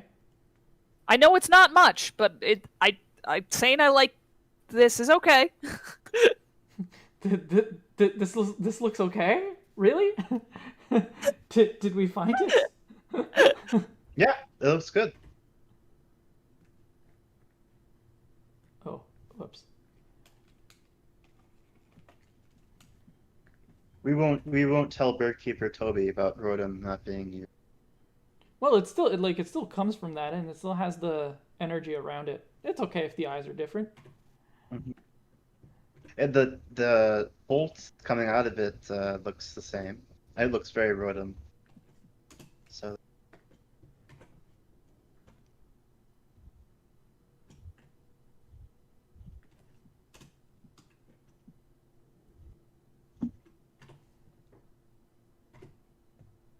did you try Pac-Man Eyes, by the way? Uh, I think he did. I think I remember that. Okay. Pac. Wait, hang on. What are Pac-Man's eyes like again? Are they just? Oh no, not Pac-Man's eyes, but eyes shaped like Pac-Man. Oh, I see. No, I did not try that. But that's okay. That's I don't know. I was just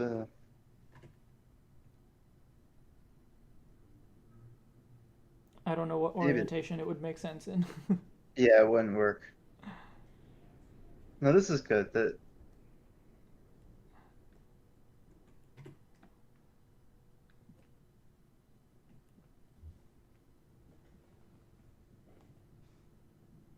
Angry anime Rotom eyes, though. What about the line with those eyes? So I guess these eyes, but with the middle line like Rotom has. That could do it.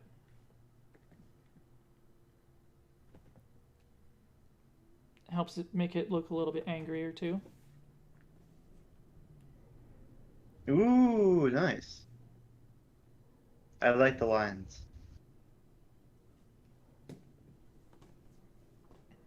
Nice. Oh, Sharon sent me something on Discord. Hang on. Where'd you put it? Ah, there it I is. think. Yeah. It's probably where I wrote them 150 times, I think.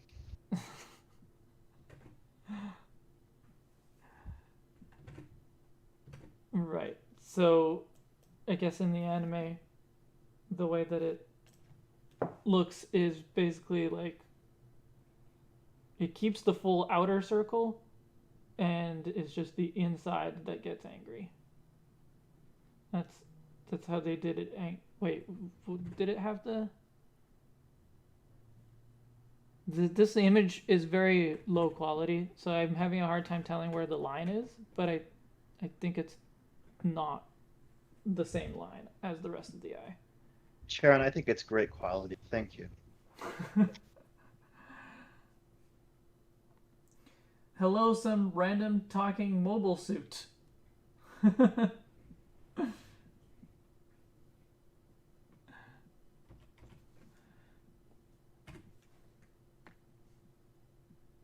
Oh no, we've ditched the eyes again. I still have him. Just trying We're to. stuck in eye purgatory. Yeah. Just trying to It's my fault. do the I'm things that sorry. other people are suggesting. No, I shouldn't have suggested Pac-Man. We had it. I don't know what I was thinking. Well, to be fair, I didn't suggest. I was just asking. I was just.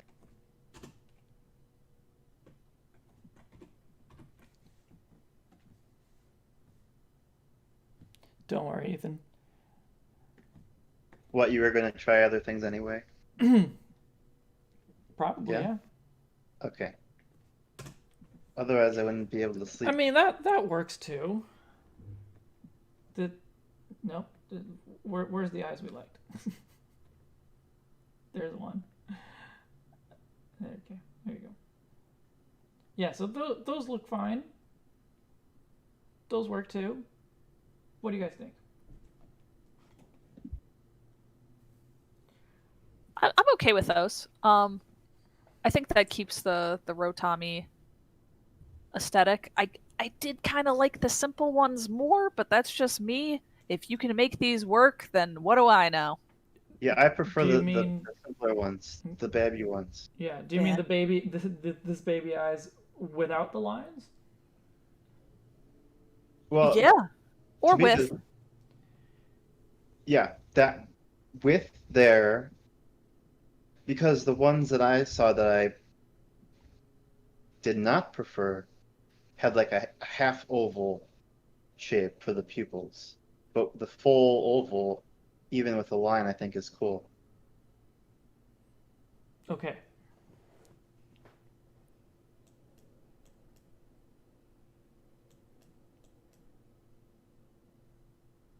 I'm okay with going with this one. It's and like if depending on how I color it, um, or like how the eyes in general are colored, it could still look fairly Rotom-y. So, what if the whole thing was an eye? Well, we are all Rotom, Yeah. so And I think if we go with eyes like this, we don't really need to change the way Electrode's eyes look. What do you think? yeah.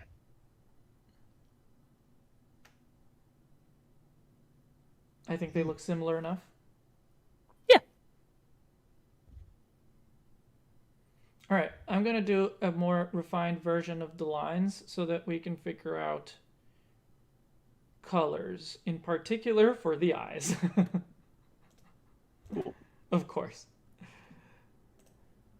I did not expect the eyes to be like the single most challenging thing. Well, it's not done yet. I mean, um, yeah.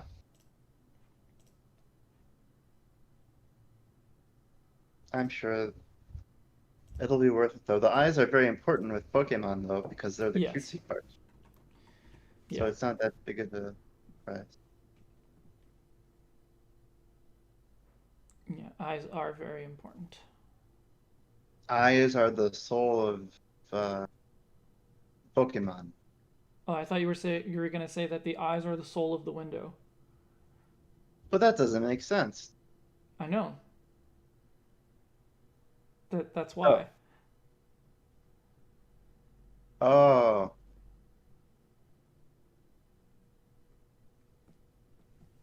I like Adobe Spark. I know you've started using it too. You're the one who told me about it. I used it because you told me about it. I was like, you know what? That's exactly what I need for this project. Yeah, well, no, I felt bad about using it too because it feels like cheating. But then when you used it, I was like, oh, okay, well then sure, I'll keep using it. Because they have some really good templates, but it takes like the design part out of it because they're so good, at least in my opinion. Oh, I'm feeling way better about this now that you're doing the final lines. I don't know why. It's just something about that. It's like, okay, I get it now. Okay, cool.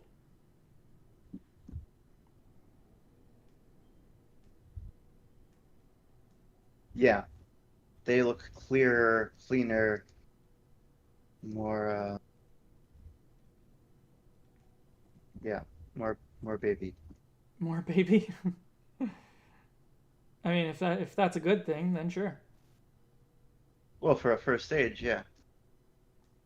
Yeah, but it's Voltorb. But then Electrode should look like it's seen too much of the shit. Fair. So The many eyes are kids. also Pokeball. Hmm. As Yes, Felix pointed it out. everything and everyone is Pokeball. Pokeballs on Pokeballs. Hashtag we are all It's a real Pokeball. Zibbit situation. Those Yes. vintage memes. We heard you liked Rotoms inside of Pokeballs, so we put Pokeball Rotoms inside of Pokeballs inside of Rotoms inside of Pokeballs, right? Man, the old meme scene was so wild. These days there's like a new meme every month to like latch onto, and like I feel like Zibbit and like troll faces were just like years. They persisted for years. Don't forget Mudkips. Yeah. I have heard that you like the Mudkips. And then yeah, I mean when I back in my day, meme meant like the macro thing with the top and bottom Yeah. text. Now, I mean, even the president can be a meme. It's all kinds of things, you know. So crazy. Memes have really just gone crazy these days. It's like we get one these days and we just suck the life out of it as soon as possible. And it's like, okay, now that we've exhausted every possible funny scenario that could happen with that meme, what's the next meme? Give me another one.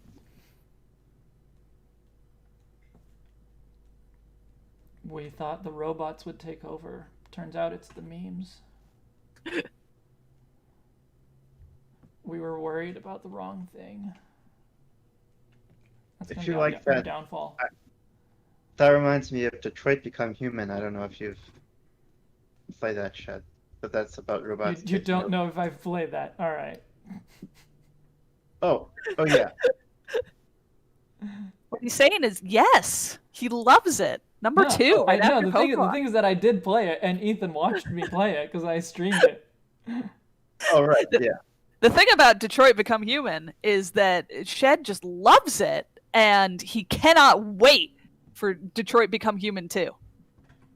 And Psychonauts too.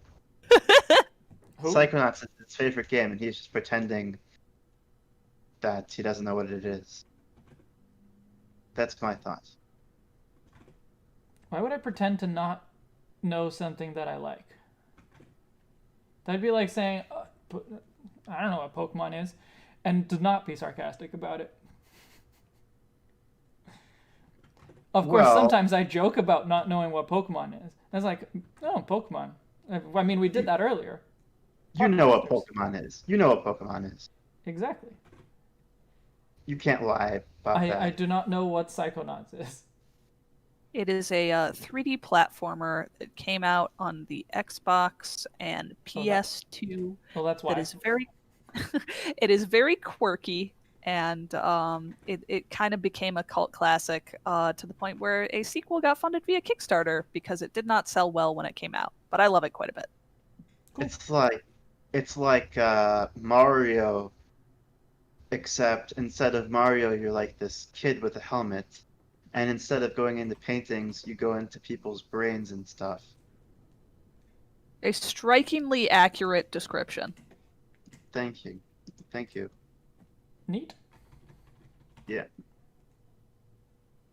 Would you Go guys into be okay if people's I brains. tapped out around like 5? Because I know I wasn't here last month because I wasn't feeling well, but like something's going on with my stomach, and I might want to like take some Pepto and go comatose. Yeah. At 5? Whenever you have to. Yeah. Oh, at 5 I your think- time. Of course. I was like, it's not even 2 yet. Why, like...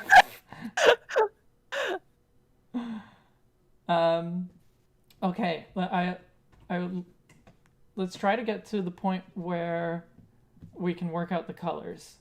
Okay. Because once the colors are figured out, then, I mean, I'm probably going to end it, so... I want to stick around and help. I love being here, and I'm thrilled that you have me on every month. I don't know. I guess I should see a doctor. Perhaps. If this is becoming a recurring thing.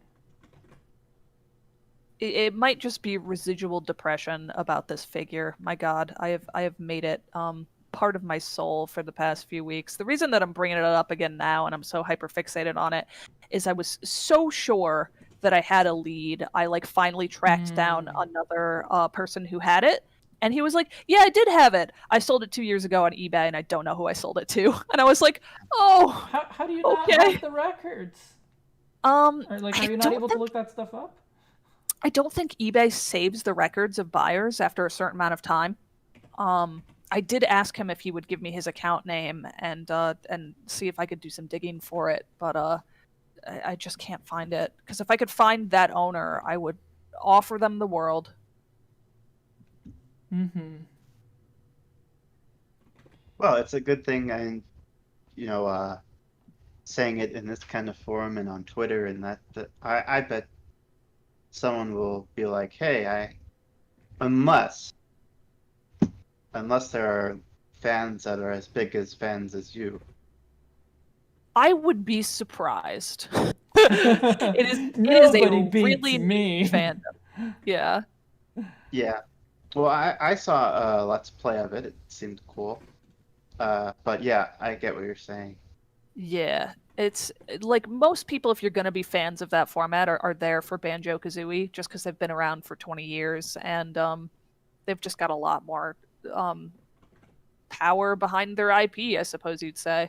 But to me, that Yooka-Laylee is really Banjo 3 anyway, because it's all the people who worked on Banjo who left Rare to work on what they really wanted to make. So. Oh yeah, I agree. I agree, and I didn't realize it was made by the same people. Yeah. Oh, Didac, that is Temtem that you're thinking of. Yeah, Yooka-Laylee is the same group of people who just they didn't have the creative freedom they wanted at Rare anymore. And that's not to say that like Sea of Thieves isn't great and wonderful, but it's not the kind of like colorful fun game they wanted to work on. Mm-hmm. So I would say about 80% of the team that was on Banjo is at Playtonic now. Wow. Yeah. It's cool that way. that's awesome. Yeah, I mean those games need to keep going. I think those kinds of games. There was a point in the mid 2000s where almost everything shifted from like colorful, fun platformers to gritty kind of shooter games, and that was very much in part to Grand Theft Auto just being huge. Every game wanted to be that, and now gaming is so big, and there's so many different genres that you can foster all sorts of kind of different games and make your own communities there. But at the time, like, gosh, that just the sort of fun innocence of the N64 platformer was really dead for a while. Yeah. Well, I mean, I wouldn't say this out loud, but I hate Naughty Dog with a passion now because of what they did. So they made the wonderful Jack and Daxter game. I don't know if you're familiar. And then they broke my heart. First of all, they made a mute character talk in Jack, which I was upset about. I didn't understand that when I was a kid, why I was upset.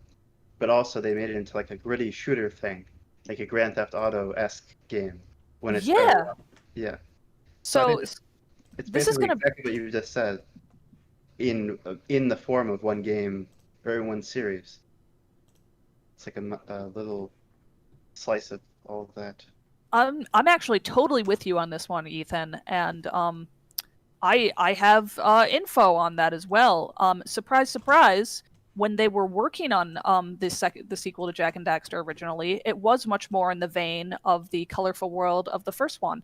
But they play tested it on children, and even the young children were like, "Oh, this is like something that my younger brother would play, like a 9-year-old would say," because they just all wanted something that was like GTA. That was the thing at the time, and it genuinely influenced Jack and Daxter to be the way that it is. I can link you an interview where the person behind it talks about that, and obviously that's a hot take because a lot of people did like the direction the series went in, and it has a lot of fans. But I'm with you. I really don't like Jack 2 and 3. I'm there for Precursor Legacy. If I'm like, let's see, if I take a step back and I completely separate it from the first game, and I say, oh, this is a fun, cool game. But then there are certain times in Jack 2 where they go back to the precursor area, and it's like there are hints of the world in from Jack 1. Then I'm like, hey, wait, what the hell did you do? Why did you leave this place? This was awesome. Yeah, it's really just the changing tastes of gamers at the time. It just wasn't profitable. It was like you were losing money to pursue that level of pure innocence. Like, why would you not go with the way that the market was trending? Really. Okay, I don't. Now that I know that, I don't hold it against Naughty Dog. Yeah, I was genuinely heartbroken and mad at them for doing that, but that's good. I will absolutely link you what I'm talking about so you can get some insight to it as well. And I've talked about this with other people too, and they're like, "But I like Jack too," and it's like, "Well, then, you know, clearly my opinion, my opinion is not the greater opinion of the world." But I've sought out the really cutesy. I mean, I think so, but I've sought out the cuter, more just like fun.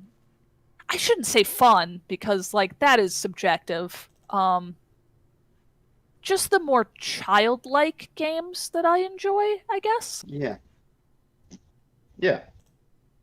And another hot take, GTA is childlike too, with a simple kind of you know, no, I mean like not that I would want kids playing it, but the type of gangster kind of way of thinking is really childish. It's not very nuanced at all, at least from what I understand. Yeah, if you see GTA stuff like never Call appealed of to Duty me. Lego sets and you don't think that game is being marketed towards children, I got bad news for you. Yeah, exactly. Yeah, GTA just never appealed to me at all. So you see what I'm saying? Yeah, absolutely. Yeah.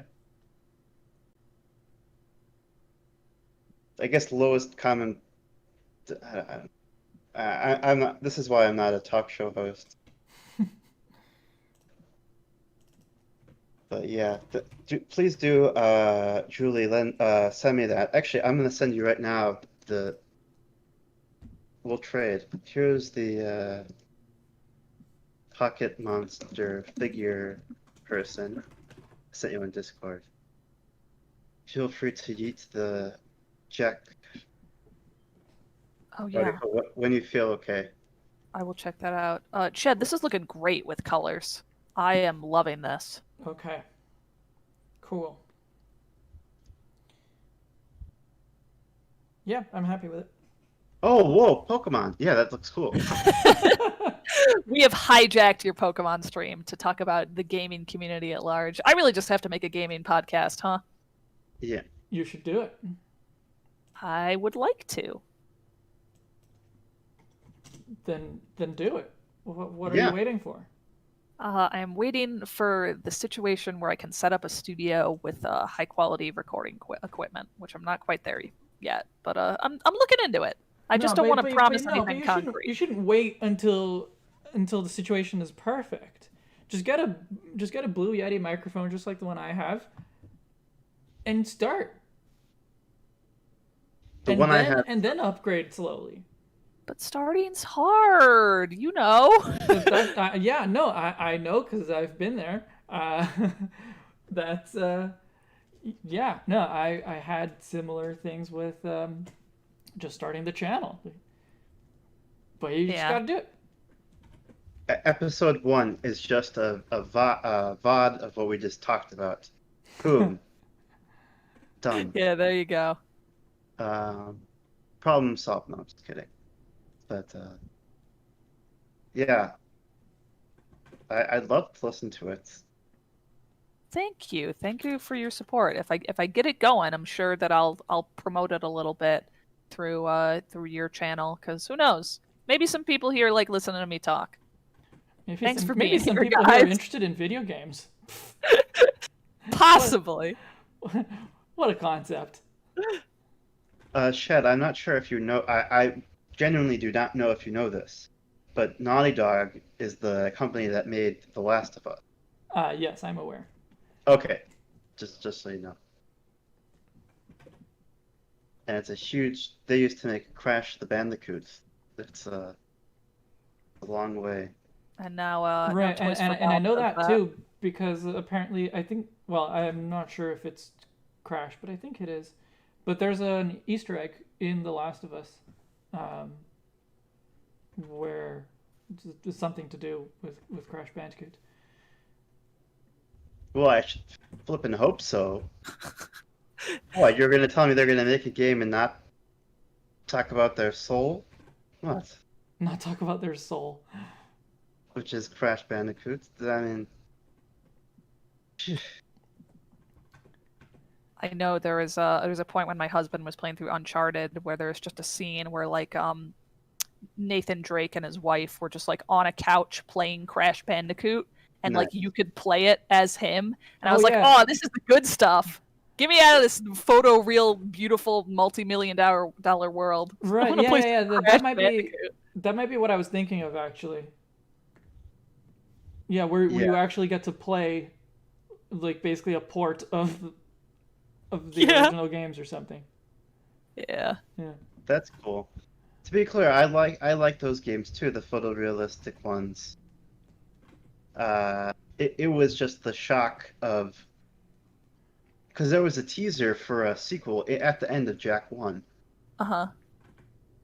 So to get that, it was just like Yeah, no, I totally get you, and I'm the same way. I really don't want to rag on these kind of games that are a genre that are just different from what I'm into, because there should be something for everyone, in the same way that like movies have so many different genres. But over the years, I've just figured out what I like, and what I like is cutesy, exciting little child monster collecting games.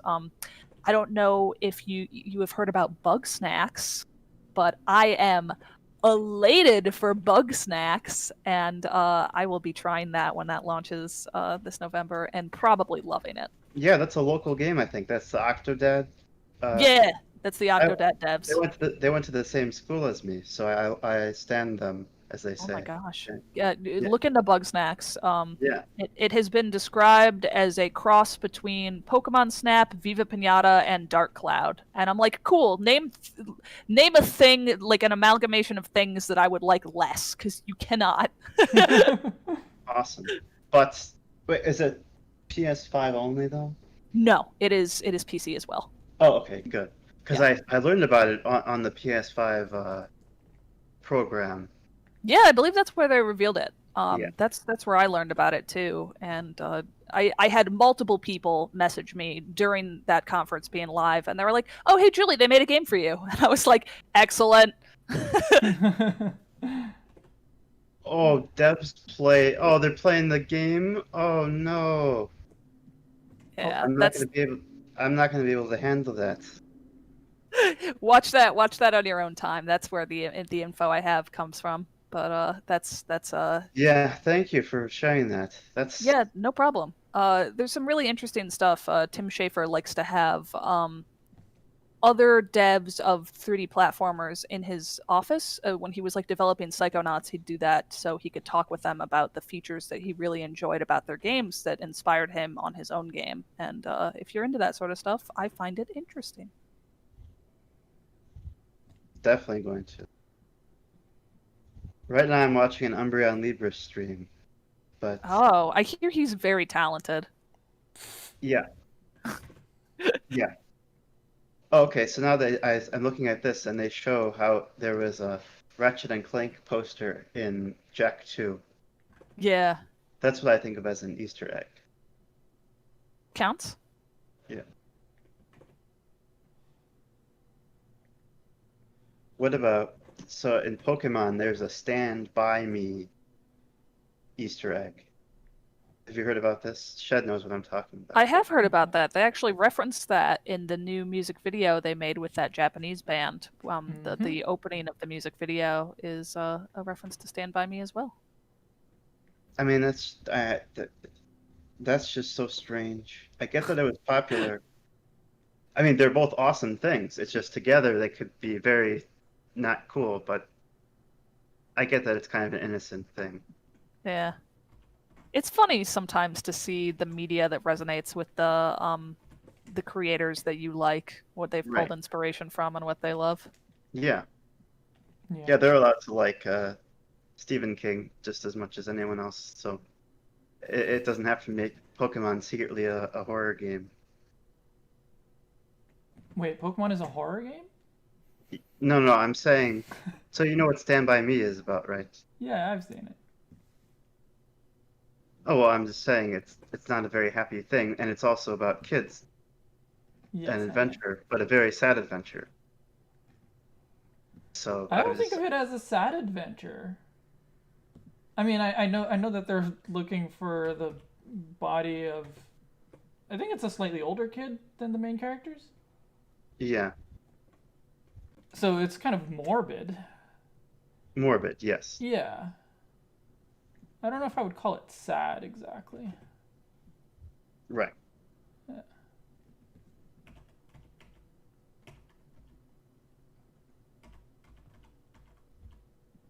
Anyway, I like Pokemon. No. So we all do. As but much as Pokemon is for kids. I have a hot take, and my hot take is that media for children is usually better. As a writer and publisher of kids' books, I'm very glad to hear that. Yeah. I give a biased agreement. Better in what way? Better in the way that it makes me feel and the way I want to interact with it, because I respect gritty media, and I know that it takes an incredibly talented cast to pull off like a nuanced plot that involves adult themes. But there are very few stories with adult themes that pull me in and make me want to stay there. Like, I don't like really reading depressing or drama-filled stuff because it just makes me feel uncomfortable. I'm just like, why would I spend time in a world that doesn't make me feel good, you know? Sure. Well, I'm not there with you there. I'm not there because I like horror stuff. But Right. I definitely think kids media, kids have a unique opportunity. They can do whatever they want with their time, basically. Certainly not like us, where we have to have jobs and stuff. Feel But that? What? I feel that.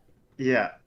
So, I mean, you have to keep them occupied, and they have shorter attention spans, and you also have to compete with their parents and not piss them off. Yeah. So, That's a challenge. yeah. I think another big thing is I really like color, and a lot of media aimed at an older audience seems very afraid to use color and bright things. And I want to see some rainbows. Yeah. Give me the colors.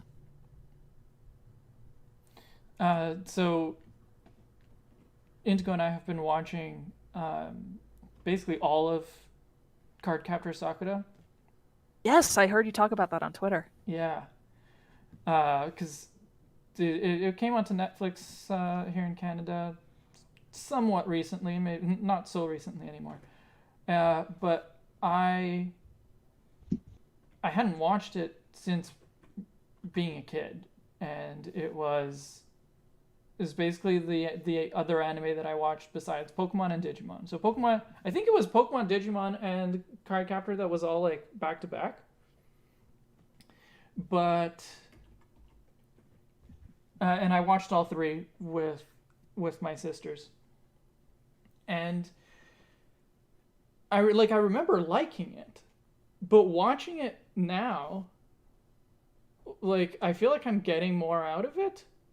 Or maybe I'm just enjoying it for different reasons. Because before I would have been like, oh, like cool magic stuff, like the same reason that I liked Pokemon and Digimon, right? But now it's like this, like all the relationships in this show are so wholesome. Everyone is so mature, even though they're 9 or 10 years old. I love some good wholesome content. Yeah, I feel you. and it's just like they're so cute. Like I have nothing to complain about in this show.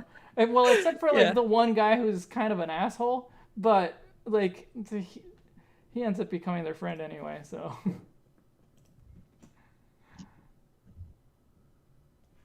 he's an asshole for let's say good reasons. He's our asshole. Well, like you might disagree with his reasons, but he does have a reason for doing what he's doing. That is noble, even if you still don't agree with it. Yeah, I'll have to watch that. Where did you watch it, by the way? Well, I watched it on Netflix, but Netflix only has the first 2 series, so 3 seasons worth. Because the first series is 2 seasons, and then there's the second one that's 1 more season. Okay. I should definitely look into it though if it's upbeat and fun. Yeah, but there's also 2 movies and a sequel series that's from 2018, and that's what we're watching right now. Okay. Because the first 2 are from like 2002, something like that. So it's like it's way later. The like it was made way later, but it still is like an immediate sequel. Yeah. So that was kind of surprising, but other than that, it was good. Also, Didac mentioned, I think in response to older media, that sometimes you might want to challenge yourself. And I feel you. I get what you're saying. I am not so adverse to adult media that I never seek it out. I watched Blade Runner 2020 recently. I thought it was beautiful. I think stuff with a lot of artistry in it probably appeals to me more than just stuff with a lot of yelling and guns. But most of the time I will still seek out media for children. Did I say 2020? Blade Runner 2020? Sorry. You did. You know what I'm talking about. The new one. The Denny Villeneuve one with Harrison Ford and Ryan Gosling, and it's good and it's great and you should check it out. That one. But yes. I thought that was Shia LaBeouf. Oh wait, Shia LaBeouf was Indiana Jones. Never mind. Yeah. Different Harrison Ford. I have not watched that yet. Actually, I haven't watched any. Or either. There's 2 Blade Runner movies, right? I haven't watched either one because I keep wanting to read the book first. But I haven't even bought the book yet, so I haven't found an edition that I thought looked good. One mentioned that correctly. Are we coloring Electrode wrong? Oh yeah, good point. Yes, it should be reversed. Good catch, Felix. Thank you. I feel like you might also want to make the eyes smaller to illustrate that Electrode is a lot bigger than Voltorb, because right now they kind of like have a similar level of cuteness, which I think makes them seem similar sizes.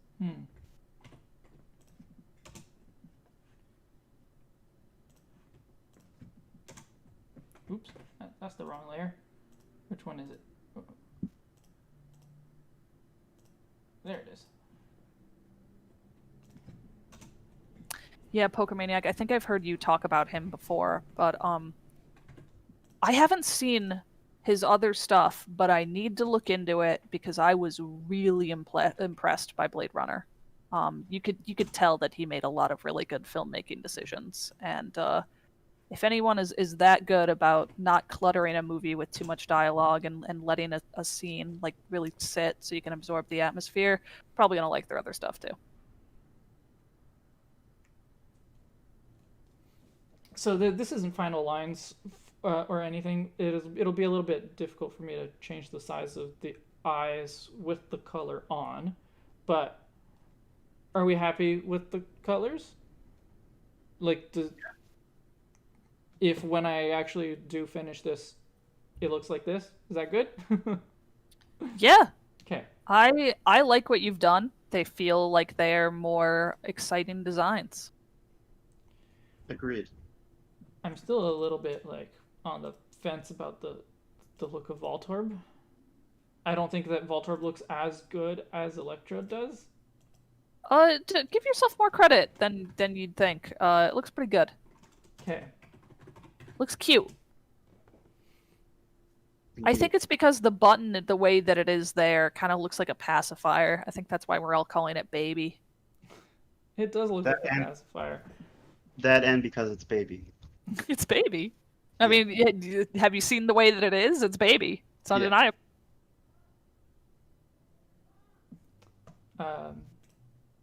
But I can try making the eyes... You wanted the eyes to be smaller.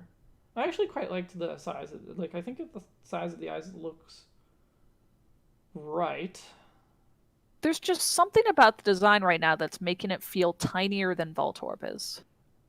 And I think I know what that is. It is that the canvas size doesn't allow it to be bigger.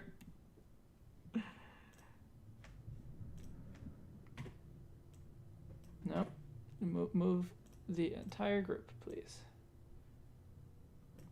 Like, I think if I actually drew them proportionally, they would probably be something like this.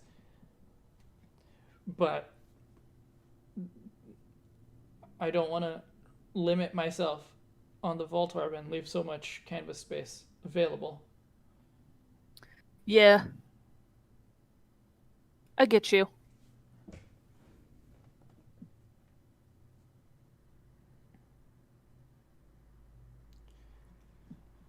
Is there some other way to make it look, to either make Voltorb look smaller or make Electrode look bigger?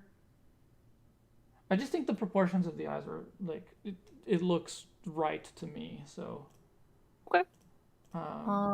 like Maybe show within the more. context of Electrode itself, right? Yeah, Not maybe thinking show this- more of the bottom of Electrode, like the line in the center, just because it's such a like an intense angle. You could like shift the line in the middle of it up. Yeah, probably. And drawing circles is difficult. Both of like drawing such large, smooth circles is really difficult. I Yeah. have like smoothing on at maximum, and it still looks super lumpy. So I'm gonna have to work on that, try to get that refined. But yes, it probably needs to be a little bit higher.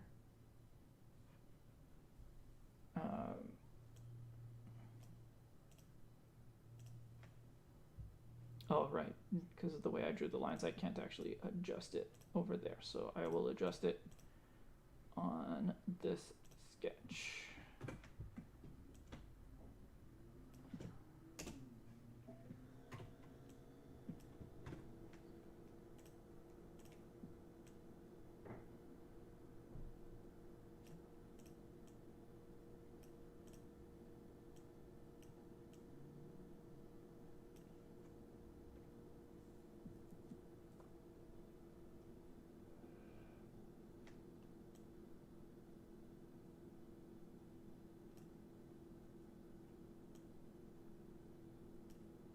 Is that better?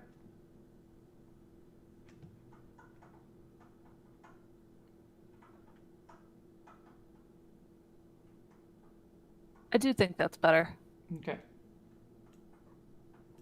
I was waiting to catch up with the stream.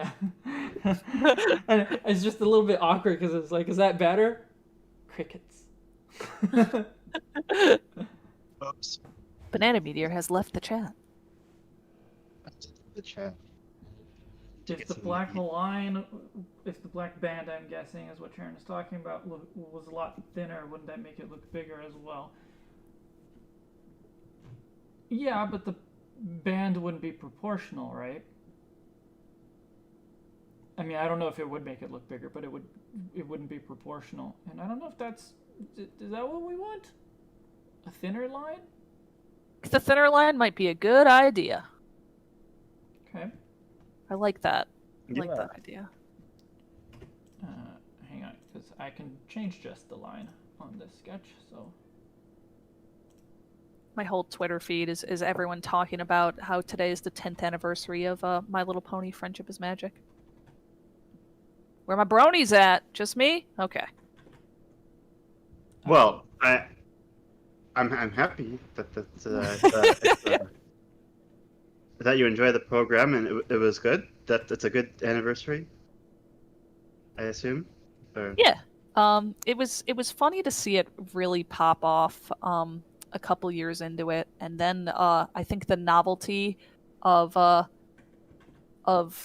like men liking a show for little girls kind of died off, and then it only just left the people who were just like genuinely into it, which was me. Cool. Yeah, I've never. All I know is that Ponyta is like a My Little Pony. The Yeah. Galar one. The Galarian one. Yeah. Yeah, It has it's got similar a aesthetic. lot of similar energy Yeah. to the show. And I like that Ponyta, so I'm sure it's an awesome show too. Surprisingly good. It was made by the same woman who like worked on like the Powerpuff Girls and like the Iron Giant, like someone who genuinely cared about making a good show and wasn't just Yeah. cashing in on the fact that it was a toy line. So Right. Those are really good. good Well, credentials, right? Yeah, one's a movie. Yeah. Yeah. She works on DC Superhero Girls now, which is a it, obviously like DC universe kind of heroes, but Yeah. mostly focusing on the women of that. And they're in high school, right? They are in high school. It's really cute and fun though. The characters are surprisingly good. Superheroes are not really my thing, and it's still just managed to pull me in because I'm such a fan of animation and her work. Cool.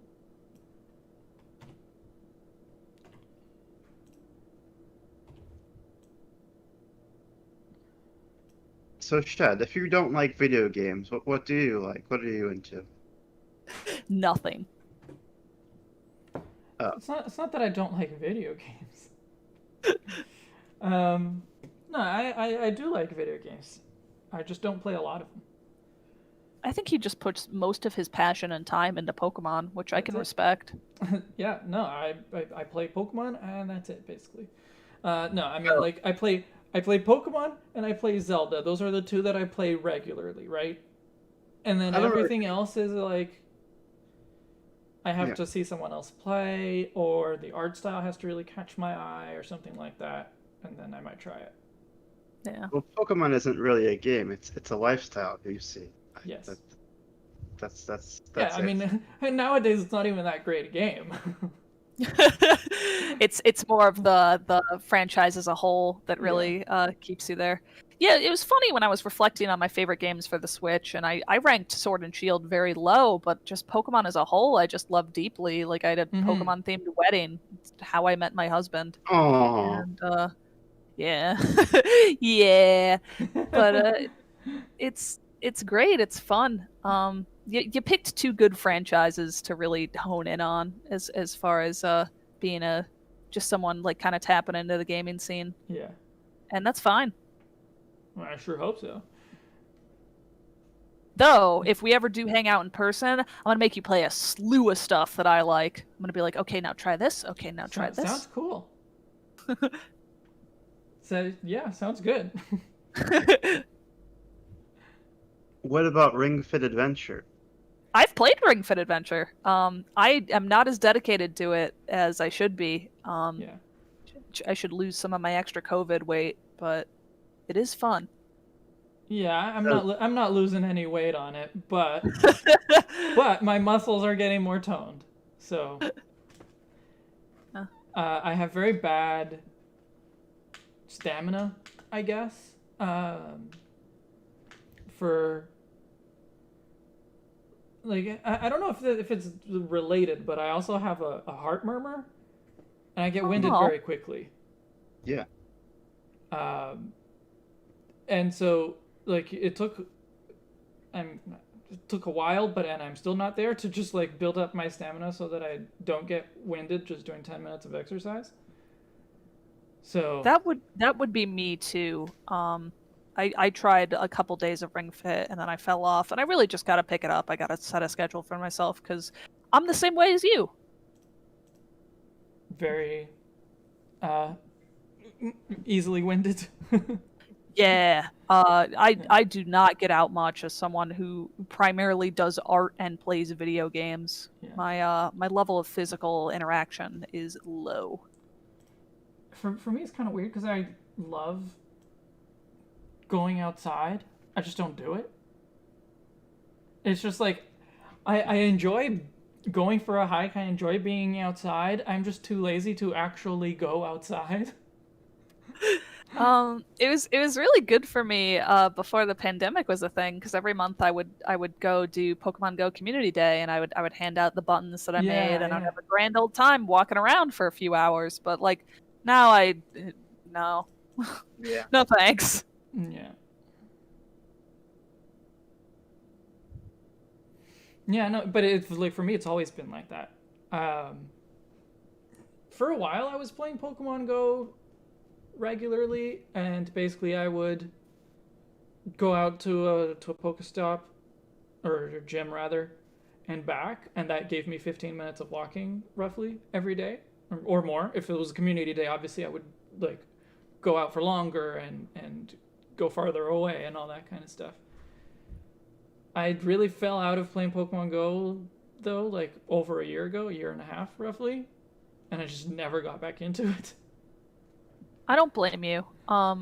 There are parts of it that I like more than the main series games, like the constant updates and the support. I think even now it's got like a bigger dex than Sword and Shield does, and you know they're gonna put in everything there eventually. But at the same Yeah. time, aside from the collecting, they've added PvP, but it feels very hollow.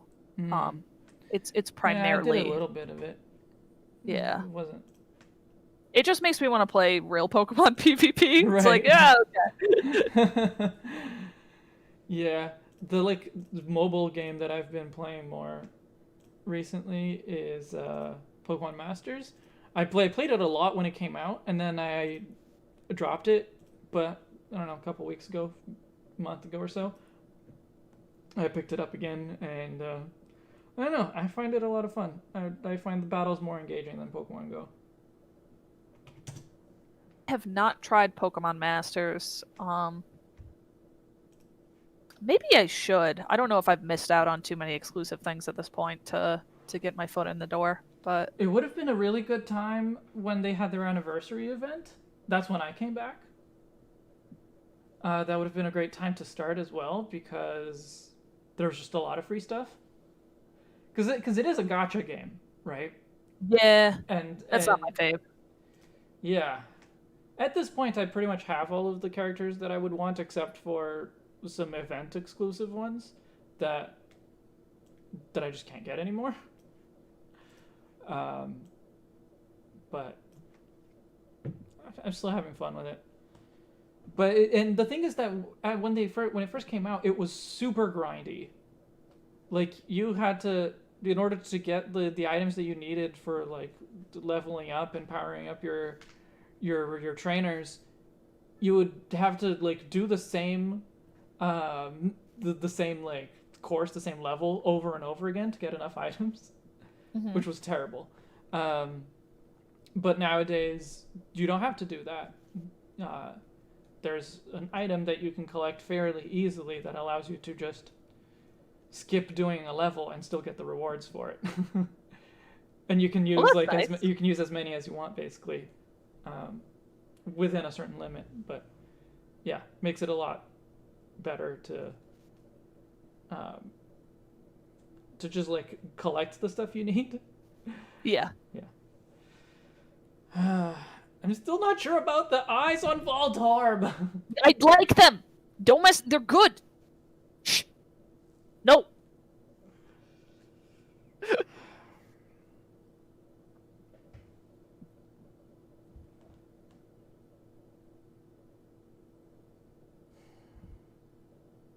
I don't I've know. ended chat by shushing you. I mean, I'm open to suggestion, but I don't think what you have now is bad. Agreed. I don't think it's bad. It's just not working for me quite as well as Electrode's eyes are. And I'm like, can I just do Electrode style eyes but make him angry? You could try. Though I've always viewed, I guess Voltorb always is kind of more angrier than Electrode, huh? Yeah, Electrode's always been depicted with a giant grin. And there's a particular piece of official artwork, maybe from the anime, that I didn't bring in here, but that I always found was quite iconic, where it seems to be very gleeful. I'll bring it in. I'll find it. Glee or happiness. It What is looks like smug to me. Voltorb's so mad. What happened to it? I'm not sure. Yeah, this is here. I found the artwork. It's this file is tiny, but it is from the anime.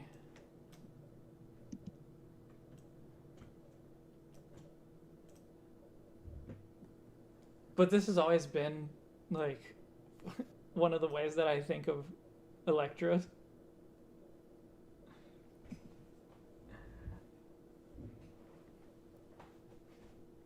can see it now, right? Cute. It's so cute.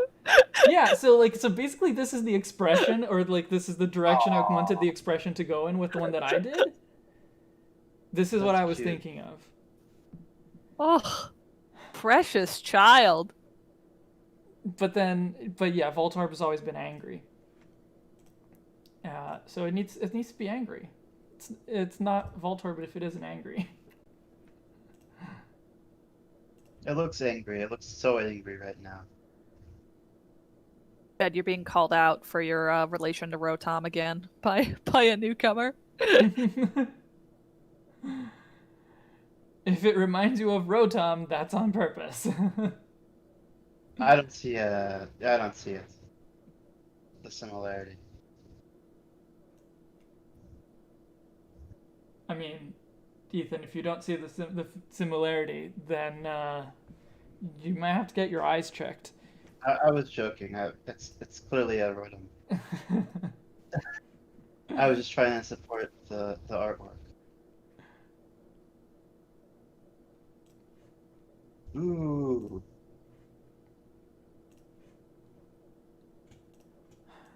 Julie, you're gonna have to forgive me, but I'm doing it again. I'm taking the eyes out.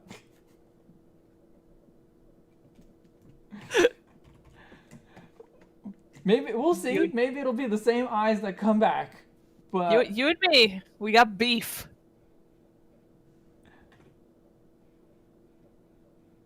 Oh wow, some museums opened. I haven't been paying attention.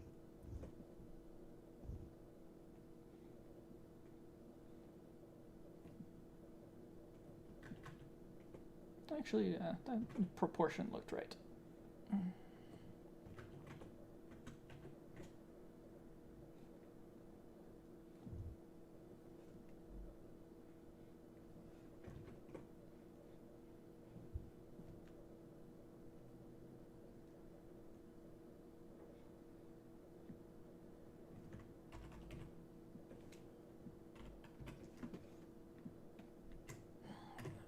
I think I might like this better, but I also I always do eyes like this.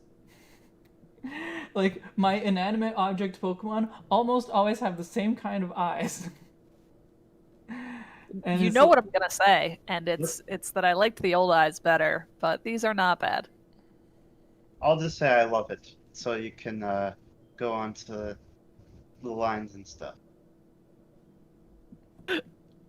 Well, you shouldn't say you love it if you don't. Okay, well I prefer the older one, the other one. The one Julie likes.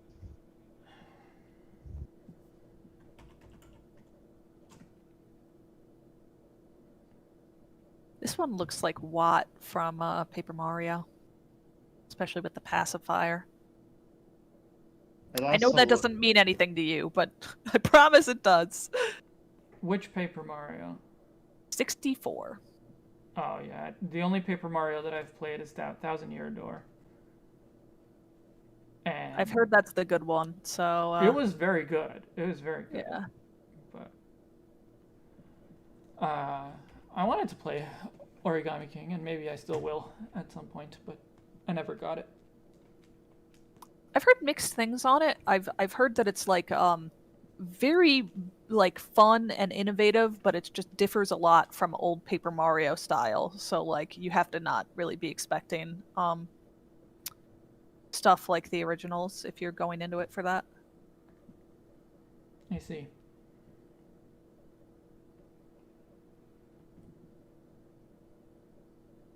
Uber Eats does not have the Travis Scott. How meal. dare they? I know, what the hell is going on here? How are you going to get your french fries with barbecue sauce? How could you ever combine those two things without the help of your local McD's? Exactly. Well, apparently you fared just fine without them. Shh. Don't say that. They'll sue me.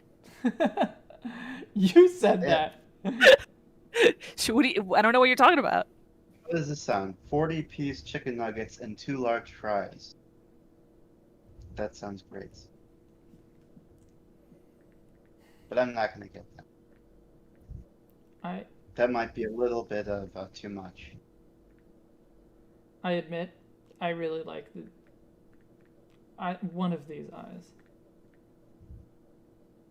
We're not going to be able to pull you back from your vision. So go all in. No, I actually think that from my original vision, I think that what we had before is closer to it. But I think that the eye style that more closely matches what we have on Electrode, I just think it works better. It's less Rotom, and maybe that's a good thing. But yeah, and it fits more with the Electrode that I'm very happy with. So Maybe I'll have 5 guys. Disappointing. This Travis Scott thing is not there. Dedek, Charon actually sent me a photo of an angry Rotom. I can look for another one, but I saw what it looked like. I'm sure it'll be the same.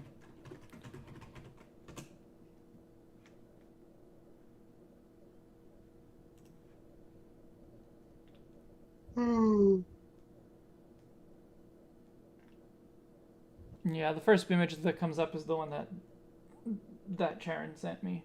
Well, first image that comes up for me, since that's different for everyone. There's an angry Alolan Pokedex Rotom from the Sun and Moon anime, with very different style eyes, but like, so is everything in the Sun and Moon anime, a different style, so.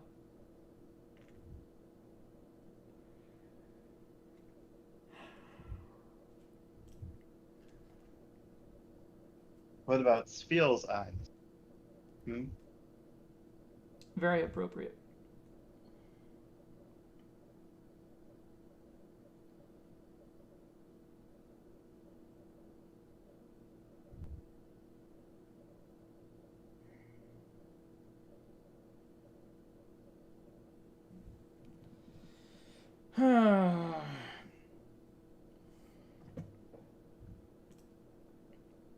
You okay there, bud?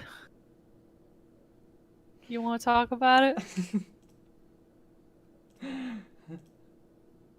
I want you to like the same eyes I like.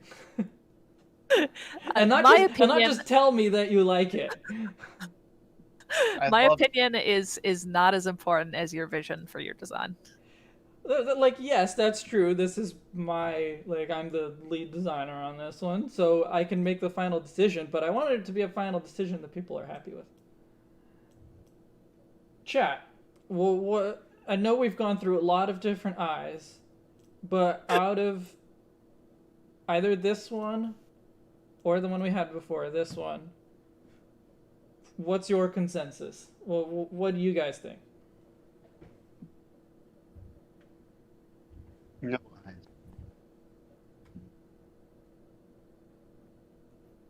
And if there's anything else that you think, any little adjustments like the band on the Electrode, which I think actually does work better this way, if there's anything else that you feel that we should do different on Voltorb especially, please say so. Star Spectrum votes for angry eyebrows. Charon says, if only you could see what I've seen with your eyes. That's weird. I don't know what he means by that. Thank you, Charon. That's so true. Charon, I'm glad someone was brave enough to say that. Thank you. What if you remove the top part of the circle and the Rotom-looking eye?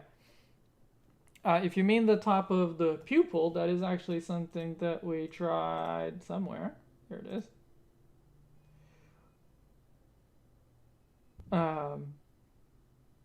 But doesn't work quite as well.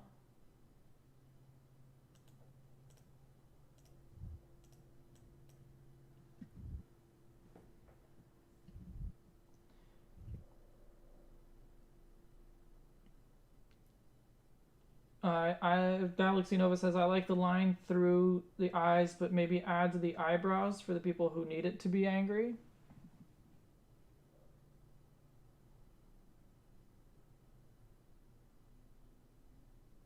So, here's the thing: the way that I designed the electrode eyes to begin with is basically deconstructed Rotom eyes. Because so Rotom eyes, you have the pupil, and then you have a thing around it on the top, and you have a thing around it on the bottom. I mean, it's basically like drawing it like this would be more accurate, but I basically thought of it as three separate elements, and then I just removed the bottom one and used the top part as the eyebrow. So to me, it would be weird to have this and an eyebrow, if that makes sense.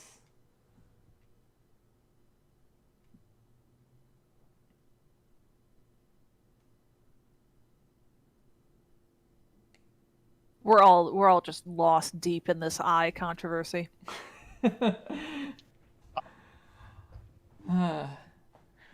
Eyes are difficult because they carry so much of the personality of the creature. Especially when they don't have limbs or ears. Yeah, or, especially when they don't have anything but eyes. when they're just a vessel to hold eyes.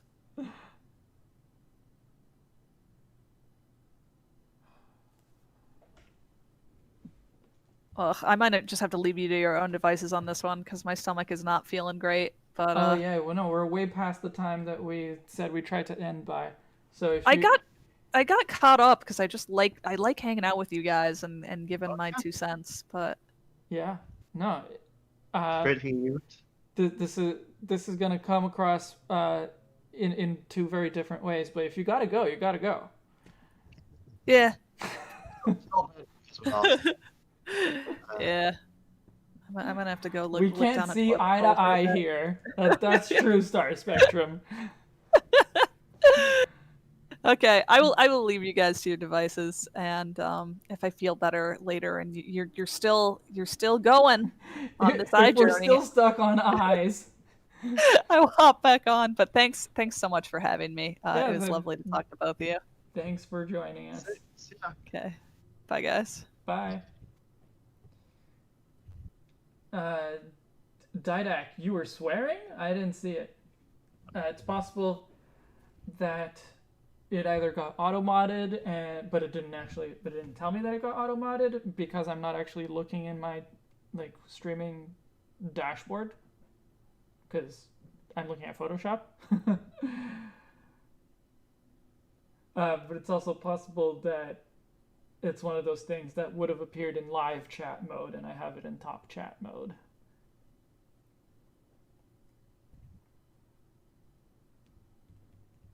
So I'm ordering food from a local place. Sorry, Ethan? Oh, can you help me? I can't hear you. I don't know if you're... Oh, Yeah, no, I don't know if the chat can hear you, or if the stream viewers can hear you, but I'm just getting... okay,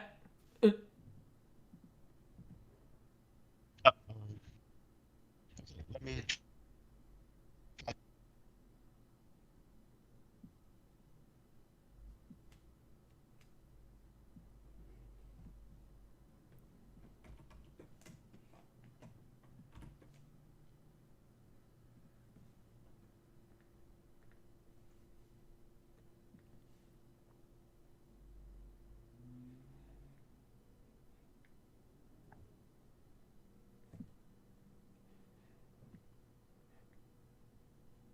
Hello? Hey, you're back. I can hear you now. Okay. Okay, well, I'll have to tell Julie that I was saying bye. And I hope she feels better. Oops. So you couldn't hear me that whole time. Okay. Yeah, I didn't hear you say you Uh, hope she feels better. I'm sure she knows it.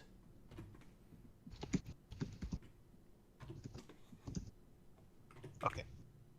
So I was going to say that broken bits of words. Okay.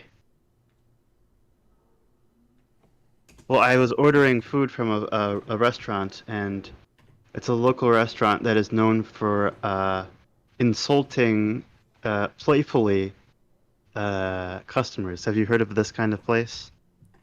No. Oh, okay. So like they say mean things to you. Um, but Fun? and what? What's that? Fun? Yeah. And so of course with the pandemic that's changed. You know, you can't go in there for that. They can't Um, insult you as easily. Yeah. right. So now what you can do is on Uber Eats they have curbside abuse as one of the item categories listed. And you can say the choices are yo mama jokes, um, millennials, yuppies, and I forgot what the other one was, but yeah, that gives you an idea of just the beauty of this place. It's called the Wieners Circle, like the Winner's Circle, but wieners, and they sell hot dogs. Aha. It it's a local treasure. I see. They're the ones they once sold small hot dogs, and they were like you know Trump. They called them like Trump wieners or something, and they were like super small. To give you an idea of their sense of humor. Um, I approve of that humor. the bird. Oh, okay. So the bird is like they flip you off is one of them. I mean, like if that's what people want, you know? Yeah. If that's what people want. Um, hey, Connor McCormick, thank you so much for the super chat. And Thank you, to answer Connor. your question, it's, do you have a P.O. box for fan mail? I do not. You are literally the first person to ever ask me about this. So, at least so far, I don't think that I have a need a for a P.O. box for fan mail. I'm not getting that much fan mail these days. Or ever, to be clear. How about this?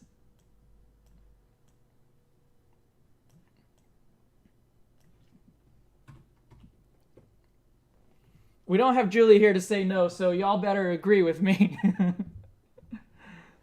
Looks good. Looks good. Well, what do you think, Ethan? You can give me your honest answer. Looks good. You think it looks good? Yeah. Okay. Sharon likes the style. Galaxy Nova just says no. Very definite answer. I like the grumpy eyes. I don't think they can even blink. Well, do they need to? I'd make the eyebrows smaller and tilt the eyes a bit so that they're more parallel. But that would make them less angry if the eyebrows looked more parallel. Wouldn't it?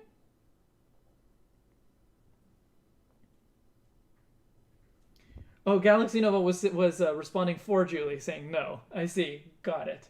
Uh, yeah, Didac, you can give me your honest answer. Um, the Oh, you mean the eyes themselves, not just make the eyes half circles, uh, make it straight. Got it. Okay, but not the eyebrows. Okay. At this point, we're all just sick of eyes. Fair enough. Didac doesn't like it. I mean, I know that it's basically impossible to please everyone, so the consensus is overall positive on this one. So I'll try the mode that Sharon is suggesting.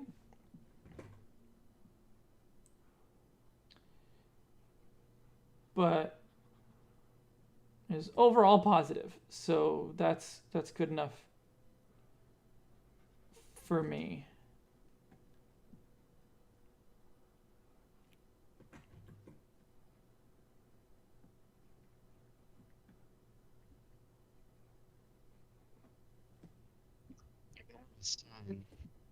one said, let me see. People from all countries welcome at this shithole. Sorry, who said that? At this restaurant that I'm talking about. Oh. Here, I'll put it in. You don't have to look at it now, but put it in text or voice for context. Okay. They have you know how stores have signs with like funny statements to get people to look. Sure. Like on a sandwich board outside or something like that. Yes, exactly, sandwich board. Yeah. They closed for Easter due to mass stupidity. Was this year? Mass, get it? Yes. Yes. Um.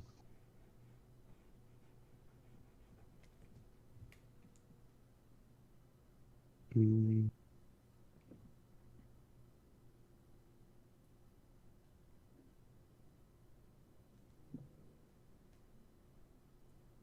Lots of things you can't say on the internet. Fair. I'm censoring myself here. I can't believe it. But this I'm the. Mm-hmm. This is lots of this are. Oh yeah. No, I can't read this.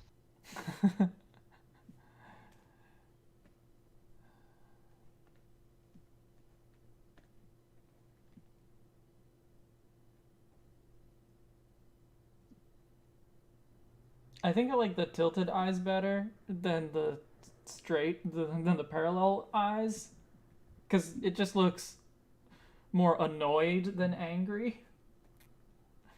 This one looks more angry.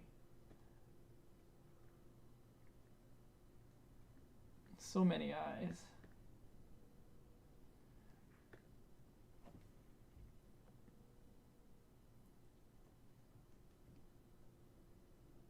My problem is that I just don't understand the eyebrows.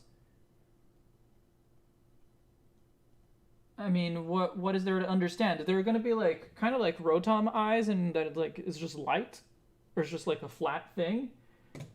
Oh, Megan, thank you so much for the super chat. Connor and I would like to send you a homemade Pokeball pinata with cool stuff in it. Will you please get a PO box? Oh.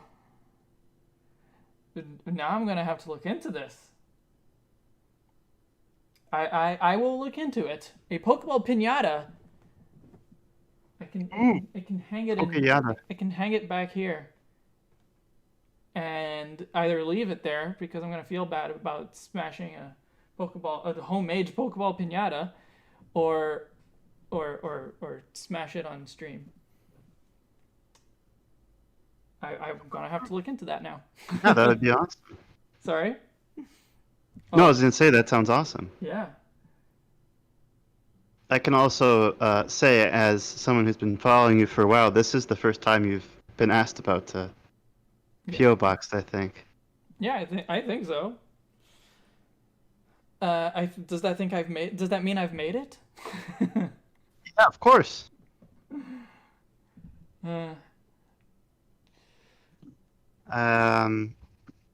It's kind of weird because at the same time, growth has been slower than I expected when I started this. Like I knew it would be slow at first, but I expected it to pick up more quickly. But at the same time, it's also a little bit more than I can handle. And I'm like, this is a lot of people. It's a lot of comments that I need to respond to. Yeah. Yeah. Of course, you don't have to respond to them. But yeah, I get what you're saying. Mm-hmm. Yeah, no, I don't have to. And, you know, that's the thing. When you're small, you can. Yeah. But I like being able to respond, right? And at the same time, like, the more people you get, you have more people who are positive and who are nice about their feedback, about their comments. You also get more people who are jerks. And that's not good either. Right. Jerks are bad. I agree. Well, yeah, people hate, you know, it's what it is. Yeah. Oh yeah, you're off for your break, I guess. If you were taking a break from art streams and this is an art stream, then your break must be over. Oh, I was never taking a break from art streams. I was taking a Oh, break from the weekly gaming streams. what Um, weekly gaming streams? Wink, wink. I don't remember those. so I think the way Voltorb looks right now is great. It's just a Pokeball. But I think we should give it some kind of eyes.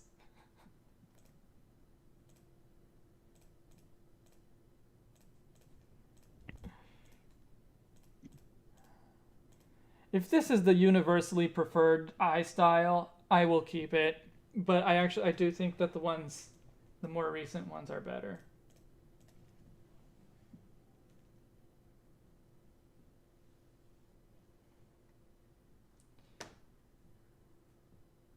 It's a ball with eyes, yet it's taking so long. But that's exactly why it's taking so long. Yeah. Yeah.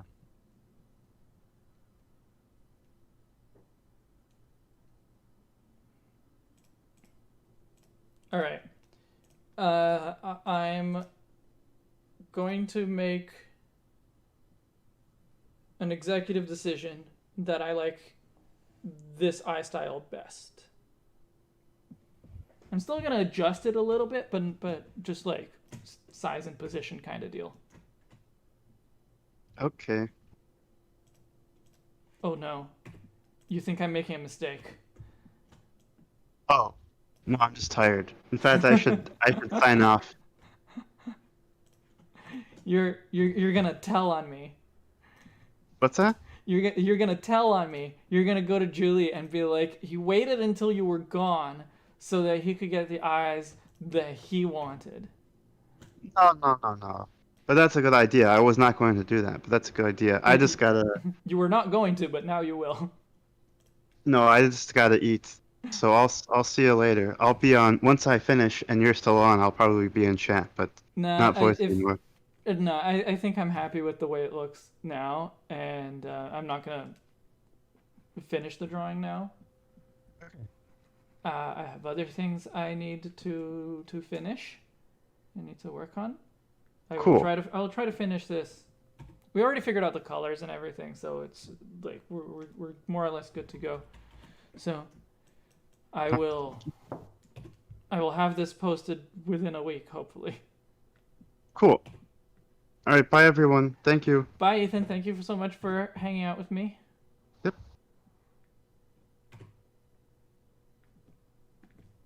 By the way, everyone else, if you want to be like Ethan and hang out with me, chat with us during art streams, you can become a patron. That's the only plug I'll do. Megan is onto something. Can you make the eyes comically big just for a moment? Sure. Hang on. I'm just trying to get the like position of the eye relative to the eyebrows to look right. I think that's better. Okay. Comically large eyes.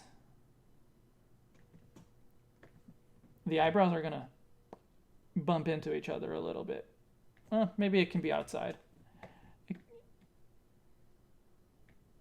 Is that comically large enough? Does it need to be comically larger?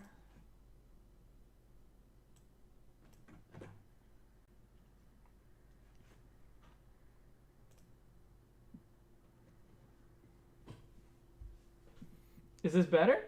Is this what you like? Is this actually good? Like, I think it looks fine. Does it look better than before? Maybe, but if you guys think this looks good, then why not?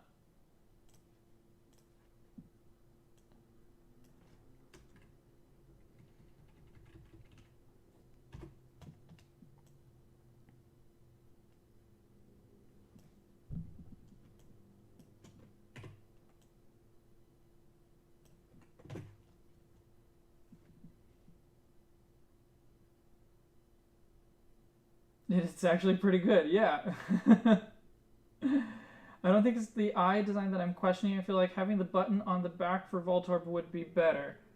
Uh, well, I can put it back on the back, but and maybe when I draw it like with actual lines and everything, maybe that'll look better. But the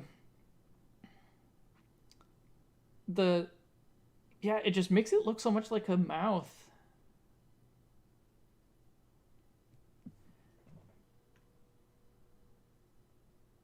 Like we're like the whole thing being a mouth, right? And I think that looks kind of awkward.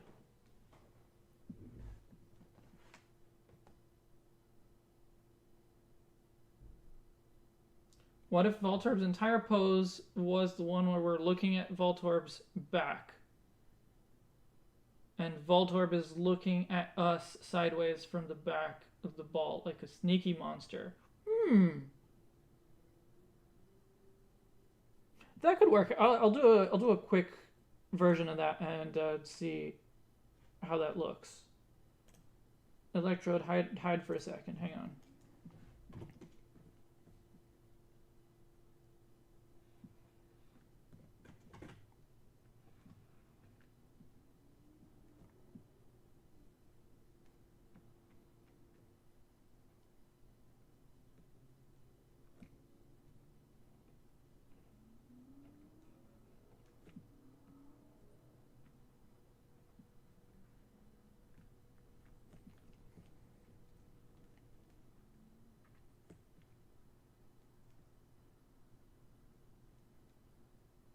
The eye, because if the eyes are supposed to be at like the opposite of the button, it might be too awkward because it can't be like turning, right?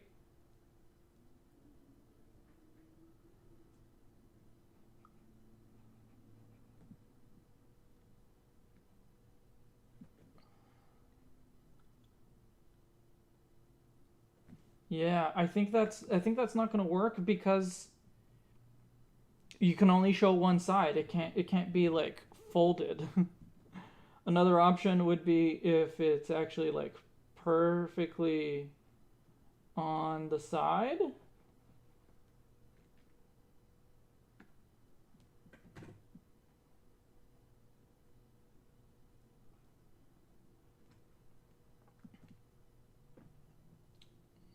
But I still think that doesn't show enough of the face.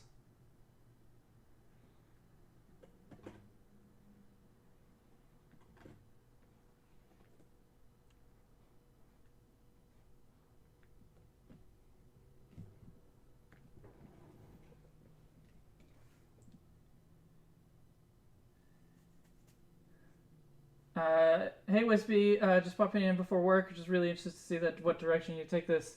Well, you can see this is already basically done. We're just trying to figure out a few like relatively minor details that are taking forever.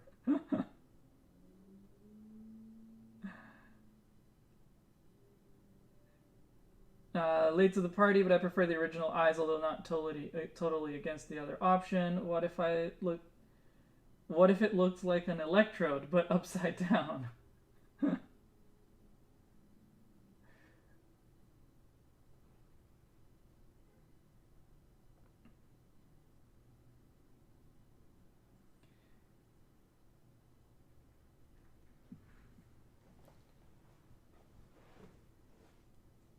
When I think of electrode, I think explosion. I think of a volatile reaction. I don't know if there's any way to incorporate that feeling into the design.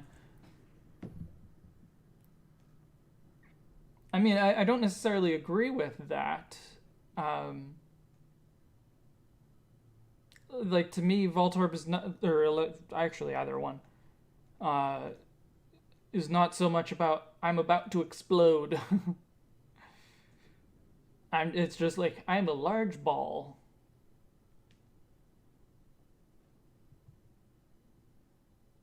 We're in a separate stream where you just draw eyes. uh.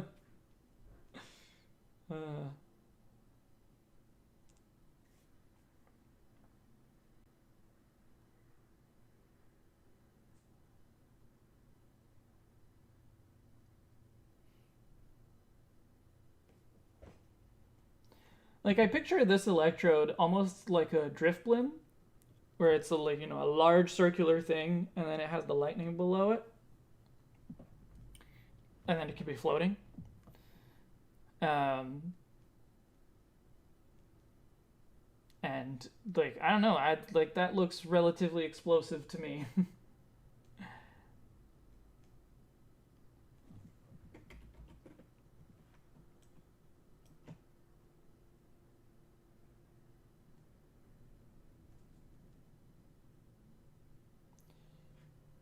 If we do use this, I think I might want to make the eyebrows maybe just a little bit thinner.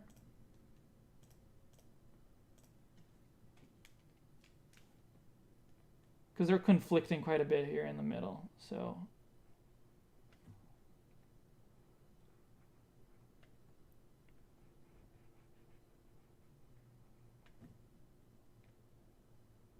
And then it doesn't have to be quite as exaggerated upward either.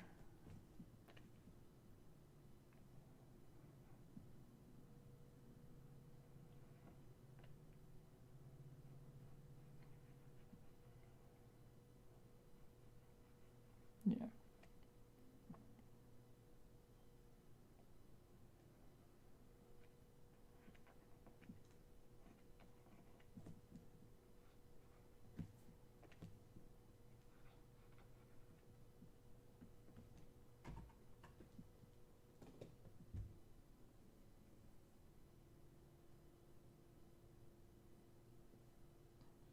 I think this electrode floats. The Voltorb maybe doesn't. The Voltorb probably just rolls, but I think the electrode floats. What drawing platform do I use? I'm drawing in Photoshop, and I have a Wacom Intuos tablet. So it doesn't have a screen on it, but it has a pen. Sharon, you have 6 Sleepy Horsey. I'm happy with this, and I think this is good enough. Although, as I continue to work on it and like draw final lines and all that kind of stuff, I'm probably gonna be like, the eye's not working anymore. But at some point, you just have to say it's done, and I think this is the point where I say it's done.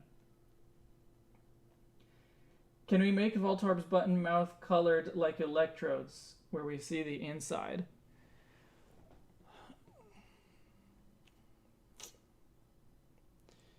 My original thinking on that is that Voltorb is more Pokeball. And so like, more like Rotom trapped in a Pokeball. And so it has eyes, it has the plasma energy around it. But other than that, it's a Pokeball. And then Electrode is something that's more itself, right? So that's why it has the mouth instead of the button. That's why it has the spikes and all that kind of stuff. So I don't know if I would want to make the button not a button on Voltorb.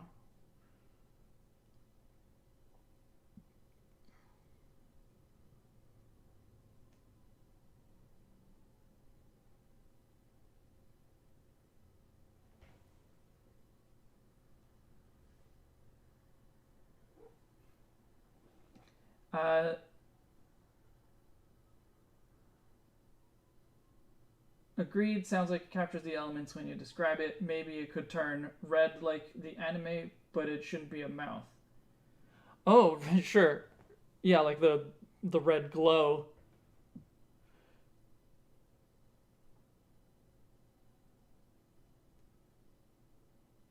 Yeah. Maybe. Imagine having a light blink ability to scare off predators into mimicking an explosion. Oh, that would be interesting if it just like flashes the button. All right. I think this is where we're gonna end it then.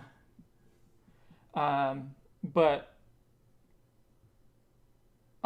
maybe I'll put some like glowy red thing on the button when I color it in properly.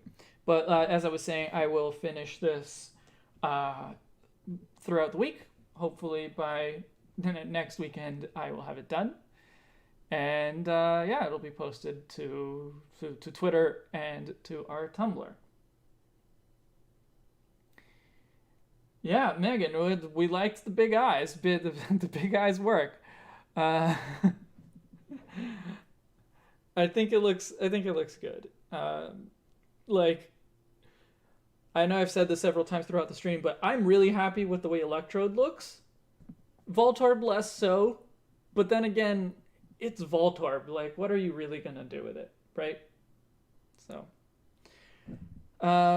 let's see. Is there anything else I need to tell you or remind you? And I don't think so. I think we're good. So, I mean, I need to tell you thank you for hanging out with me. You feel tired somehow. There's too many eyes. The eye journey was rather exhausting. So yeah, so that's it. So thank you guys for hanging out with me. Watch out on Twitter and on Tumblr for these. And eventually, if you don't have Twitter, if you don't have Tumblr, eventually I will cover them in a video, in a summarized video like I did recently with other Pokemon. So what is going to be the next art or redesign stream? So on Halloween, that's the next redesign stream, just like my own redesign. And we decided last time that because it's on Halloween, we're going to redesign Dusknoir, but it's going to be less a Dusknoir redesign and more a evolving my previous Dusclops redesign kind of deal. So that's what that's going to be. And yeah, so that'll be October 31st, Halloween. And after that, the next new 151 stream, let me double check who is next in the Pokedex. I don't know this off the top of my head. Execute and Executor. I don't know who's going to be the leader on that one. Not me. I don't think that I'm gonna have I don't think I have a good idea. Like, if my ideal Executor redesign would probably just be Alolan Executor, because I think Alolan Executor is perfect. Execute, though, different question. So, anyway, maybe Julie or Ness will have a better idea on that. Eggs with eyes. It's gonna be another eye design stream. All right. Thanks again. I will see you in a few weeks, and of course, videos coming out weekly. So share the shiny Pokemon video with your favorite shiny hunters. I would love to hear what they think. All right. Bye, everyone.